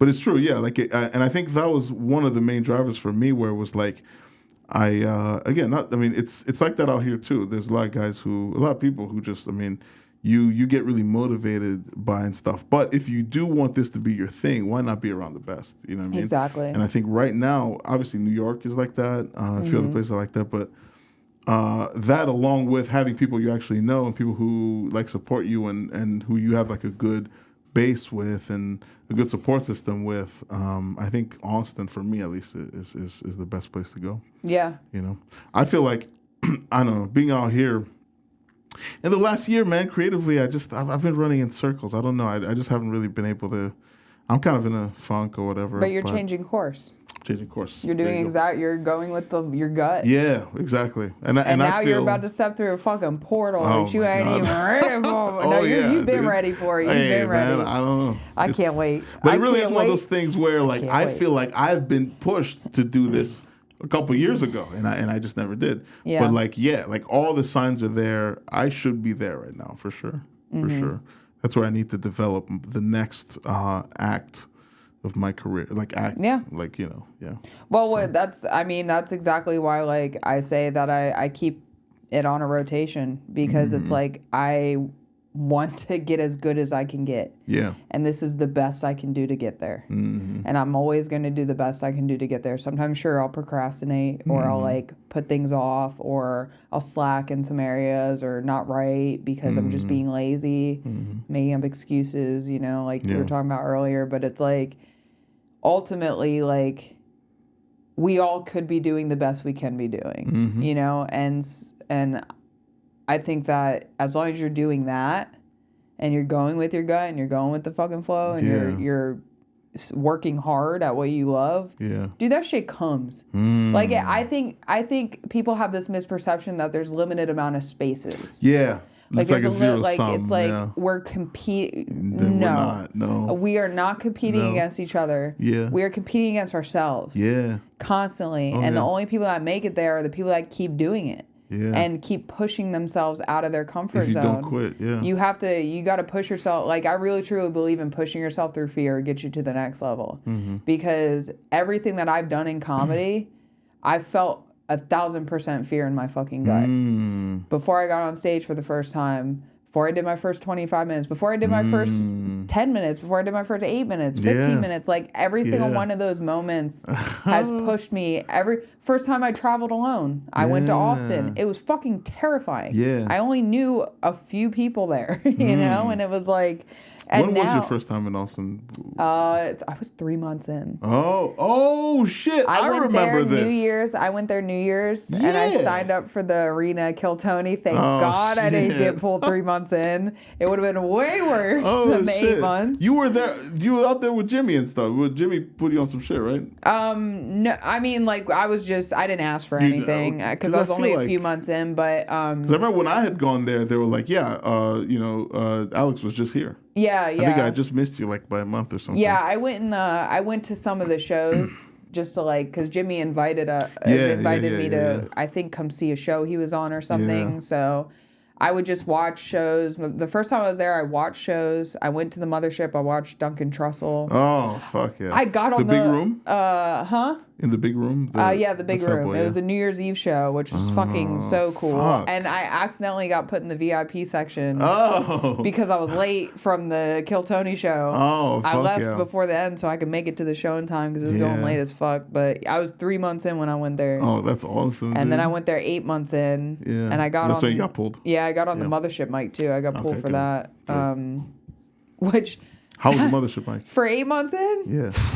Like, that room is so... Bro, isn't it great? I was like, this is amazing. I'm a comedian 8 months in. Yeah. Right? Like, I'm funny. Yeah. No, but... well, the thing is, that room is hot. They were hot. That's what I was saying. It's like, I wasn't good. They were hot. I mean, but if you have good shit, they'll laugh. I mean, they won't just laugh at bullshit. Like, if you have jokes, they'll laugh at it. Like, I think, because I mean, the past few times I've done it, like, there's some people who go up who don't really try. Some of the local guys who get up and stuff, they go up, they don't really have material, and they go up and, like, bomb to a hot crowd. Like, I don't know why you would do that.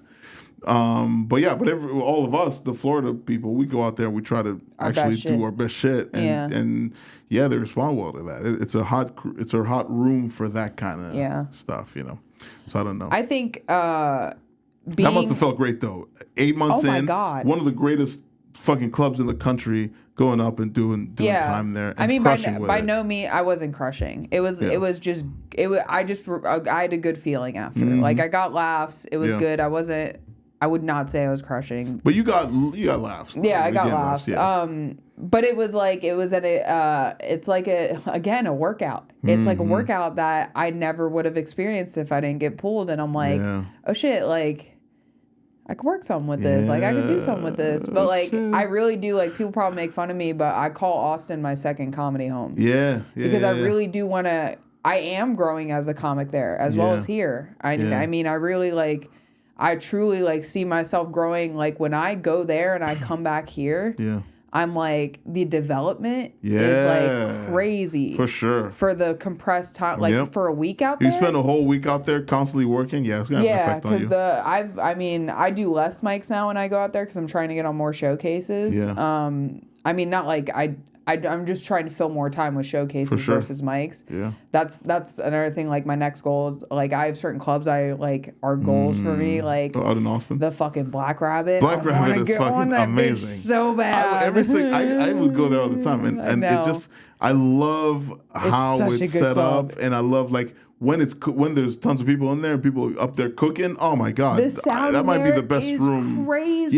Yeah, it's better to me. It's better than Sunset.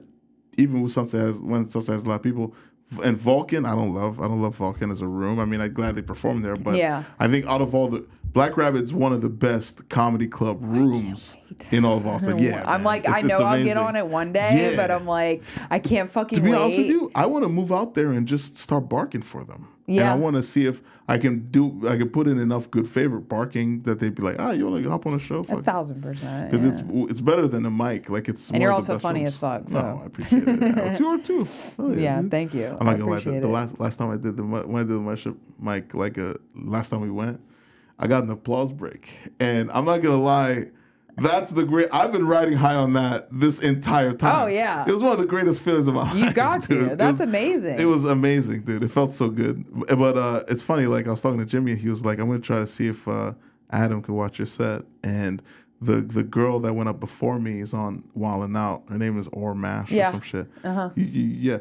Funny as shit. She absolutely murdered when she went up and killed. And so I went up next, and Adam took her to the back to, like, get her set up on some shows, so he missed my whole set. Oh shit! And I got an applause break, and I was like, "Fuck!" But then, it was one of those things. It'll happen. Yeah, it's gonna happen. That's why I told you. I see it. No. I see you on the mothership stage. That I was- have oh that. my I God. have that vision, and not. I mean, Yeah. I don't. I'm sure Kiltony will happen at some point, but for some reason, I have this vision of you actually on a showcase at the mothership stage. Oh my God. I'm not saying I'm a premonitioner, but I'm telling you, I already see the Instagram photo of Rudy Mulamba on the comedy mothership stage. I see it happening very soon too, so you better fucking watch out. Hey, I gotta put it so. I gotta write a new 15, I think. But No, Rudy, just go with your gut. Yeah, you go. Just Yeah, there you flow. go. I like You know that. what I'm Go with saying? the flow, dude. No, but yeah, I'm excited for it's, it. I think it's I'm gonna be a excited good for. thing, I'm yeah. excited to see you out there because I'm like, it really Yeah, is yeah. legit. Like, I mean, it's my second home for real. Yeah, I you're feel always so out there, comfortable yeah. there now. For now sure. that I've been there so many times, Yeah. and And you know a lot I of really people love out the there. people out there. Yeah. Like, they're great people that I've talked to. A lot of killer comics. A lot of comics, like obviously, yeah. There's my friends out there and all that, but the people I've met, even on a whim, randomly. This kid named fucking, I'm blanking on his name. What does he look White kid, skinny white kid, blonde. He's Austin Ingalls? No, not Austin. But there's Austin Young, who's out there from here. I love that guy's a Austin. fucking killer. I know. dude. I talk to him He's all so the time. fucking fun, and he's like a sweet guy. Oh, too. he's yeah. the nicest guy ever. Yeah, every time I see him, I'm like, Austin. Yeah, dude. Me and him had a 3-hour conversation at Creek in the Cave Oh, by hell yeah. accident. We were talking about fucking Bible shit and shit like that. Yeah. Not I'm just Oh, to so he goes summarize deep in it. that too. Oh, I didn't mean That's to put that great. out there. I should probably not. wow. I don't know. Yeah, I it don't is think what it it's is. not that big of a Yeah, deal, I don't right? think so. He's from Florida. Yeah. That's what we talk about here. Yeah, so me and him that was when I first met him. Yeah. Because I was smoking a joint by myself outside. Because, I don't I'll just, smoke outside, whatever. And then, sometimes Carly will be there. I'll hang out with her. But sometimes Yeah. I'll just be chilling out there. And I never talked to him before. Yeah. And he came up to you. He was like, oh, you're Alex, right? And I said, what's up? And, we started smoking together. We just ended up talking about conspiracies and my God. shit. Dude, for 3 hours we were out Hell there yeah, just dude. talking. But that's why I love the energy and Yeah. the just. It's just something else out Yeah, there, man. for And sure. I want that here. Yeah. I want that here so bad. And so I have the Alex's Underground thing. Yeah. Which eventually I truly want to turn into a comedy club. Oh yeah. Speaking of which, thanks for having me. I think I'm on the next one. And you'll be a headliner whenever it does become a club, 1,000%. Yeah. I'm making promises to people early. No, but it's okay. Just launch my new set. I'll be like, oh, shut the fuck up. I know you're funny. aren't pussy farts weird? That's like my closer. Oh, God. I love your joke about if there was a heaven and ghetto. Or if there was a ghetto in heaven. Got you on the two-room loft. Oh, what the fuck? I forgot what I was saying. I don't know. We've been here. What time is your show? I think it's at 9. What time is it? Yeah, we've been here for 2 hours. 2 hours. Okay. Holy that's shit. Good. That's good. Yeah, That's pretty good. Yeah. We'll have to continue next time. For sure. I do. Alex, thanks for having me. Yeah, the guy's name is something Schmidt. He's really funny though. I met him. I went up to Austin one time. We went to some mic that got canceled, and it was me and Jimmy and Rob Smiles was there, and we just met these comics in Austin who had just moved there. They'd moved from Wisconsin, and we talked to the kid for a while, and then fucking a month later he gets on Kill Tony, fucking murders. And it was just cool to meet people like that. Oh yeah, man. Anytime I see someone I met that gets on there, because I watch it and I'll be like, dude, you fucking dude, it's so cool to see people do shit. Yeah. I hate 100%. so much when people get mad and jealous when somebody else is doing good. Yeah, and they immediately bring up the negative thing about what happened with them. And I hear it all the time about comics that have moved to Austin. I hear people talking shit about what they're doing or how their set went on Kill Tony. Yeah. And I'm just like, okay, first of all, I saw that person, they fucking crushed. And you guys are just jealous. It's pure, I really think it's pure jealousy. I'm not talking about anyone specific, but I've seen it happen. I hate that too. Because I'm like, these people work hard. Yeah. And we know how hard they work because we work hard. Yeah, we do too. Yeah. And I'm like, there is space for everybody. Yeah. And I'm like, when I see somebody that was, not a fucking, if you've never been an asshole to me, I will fucking support you 1,000%. For sure. If you've been an asshole to me, I'll support you unless you do it twice. If you do it If you do twice, I'll hold a grudge for the rest of my life. Shame on you. Shame on, like President Trump. If you do it a third time, it's my fucking fault, you know? But for real, though, because I'll give people 2 chances. But when I see people that, you know, when I first met Jimmy out here, I didn't know he had just moved to Austin, whatever. And when he was back for like Christmas or something. Yeah, and when I saw him fucking get, you know, Door Guy and fucking kill Tony and fucking crushing and getting on, dude. Come on. I'm like, fuck yes. Yeah. And I don't even know him. I love that guy so much. Every success he has, I look at it as a success. Yes. Like when he, like I remember when he got on Kill Tony, I think right after he became a Door Guy and all that. And he did great on Kill Tony. It was so fun to watch. Yeah, like someone like that who deserves it. Jimmy's one of the best writers I've ever seen. And he's always put in so much work. And when he moved out to Austin, like, you know, he was one of the guys I think who deserved that, you know what I'm saying? And so, and I barely knew him and I knew he deserved it. But, like, I really, like, legit, like, I love seeing people do shit. Yeah. Like, fucking accomplish their next goals because I'm like, that's the shit you need to be, like, people need to be doing in general. People need to find their fucking passion and shoot for the fucking moon. And when I see people do that shit, I'm like, you deserve fucking everything because you're showing and proving that you fucking got it and you're doing it. For sure. And a lot of people don't have the fucking balls or guts to do any of that. They just want to sit back and fucking hee hee ha ha, you suck, you know, fucking suck a dick, bitch. And that's the thing too. Like, I'm sorry. No. I'm just saying you can come up with $800 and drive yourself out there. 100%. Anybody can do it. Okay, it's about wanting. I think a couple of things. One is you hit it on the head. The main thing I think a lot of us I say us comics as a whole, we need to realize that this isn't a zero-sum game. Like, just because if one person gets success, that has nothing to do with the success you might get. Because, again, it does come down to, and this means a lot to me, like, I think we all have individual, unique voices. Our creative expression is meant to highlight something that no one else can do. So like, you have your voice, use your voice to the best of your ability. No one else is, like, if Cam is out there killing with his material, I can kill with mine too. Like, it's like his shit isn't stepping on mine at all. Anyone else's success is stepping on you. So, like, don't be a hater about it. You know what I mean? You could, if you don't fuck with them, then it is what it is. But even then, I mean, there's been people that maybe I don't like who are amazing, and I'd be like, I can't. The guy is good. I don't know what to tell you. You know what I'm saying? Just keep it real. And, you know, so I think that's one. At the same time, too, we are also comedians. You know what I'm saying? If you want to make fun of someone, you could. Yeah. So that's totally cool too. But like, don't be a hater about it. Is the thing. I've seen the hating ass shit. That's what I'm talking about. The hating like, shit. Yeah. That's I'm a troll at the end of the day. I'll keep it real. Like that. That's what we I all do. fuck with each other. Yeah, you know what I'm saying? Yeah. If I can make fun of someone's expense, of course I will. But it's like there's that difference between if you're a fucking hater, you're like because you know what it is, that infects you and then you end up not putting in as much work as you. And like someone said, I think it was what's his name? P. Holmes even said he was like any comic that he knew who started saying, oh, did you see that person booked this show? That person did this. When they start asking questions like that, like with real hatred in their heart, they're gonna not do comedy in like a year. Yeah.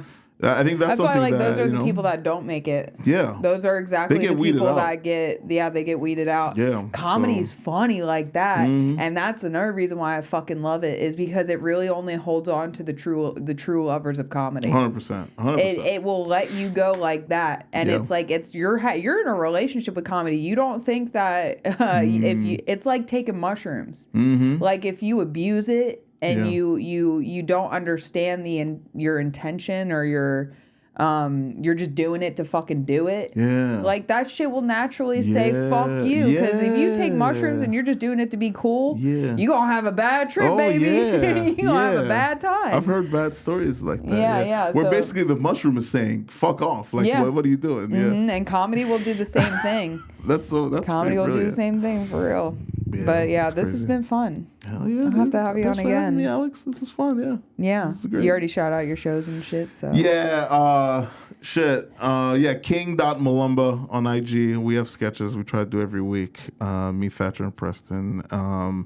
Shows, yeah, I'm doing Alex's show on the 29th. I'm doing the tattoo show that Jake and Selena run on the 22nd, and yeah, that's. Oh, but this will come out after. But I'm gonna be West Palm tomorrow. I'm featuring for Shelly Belly. Oh. So yeah, she has 300,000 followers. Hell yeah. On Instagram. So there's that. Hell yeah, dude. We'll yeah. see. I'm doing 15. They're like, if we like you, then we might, have you featured. But I think they tested out a few other features in the area too. So whatever. And I'm not gonna live here much longer. I'm gonna move. But Yeah.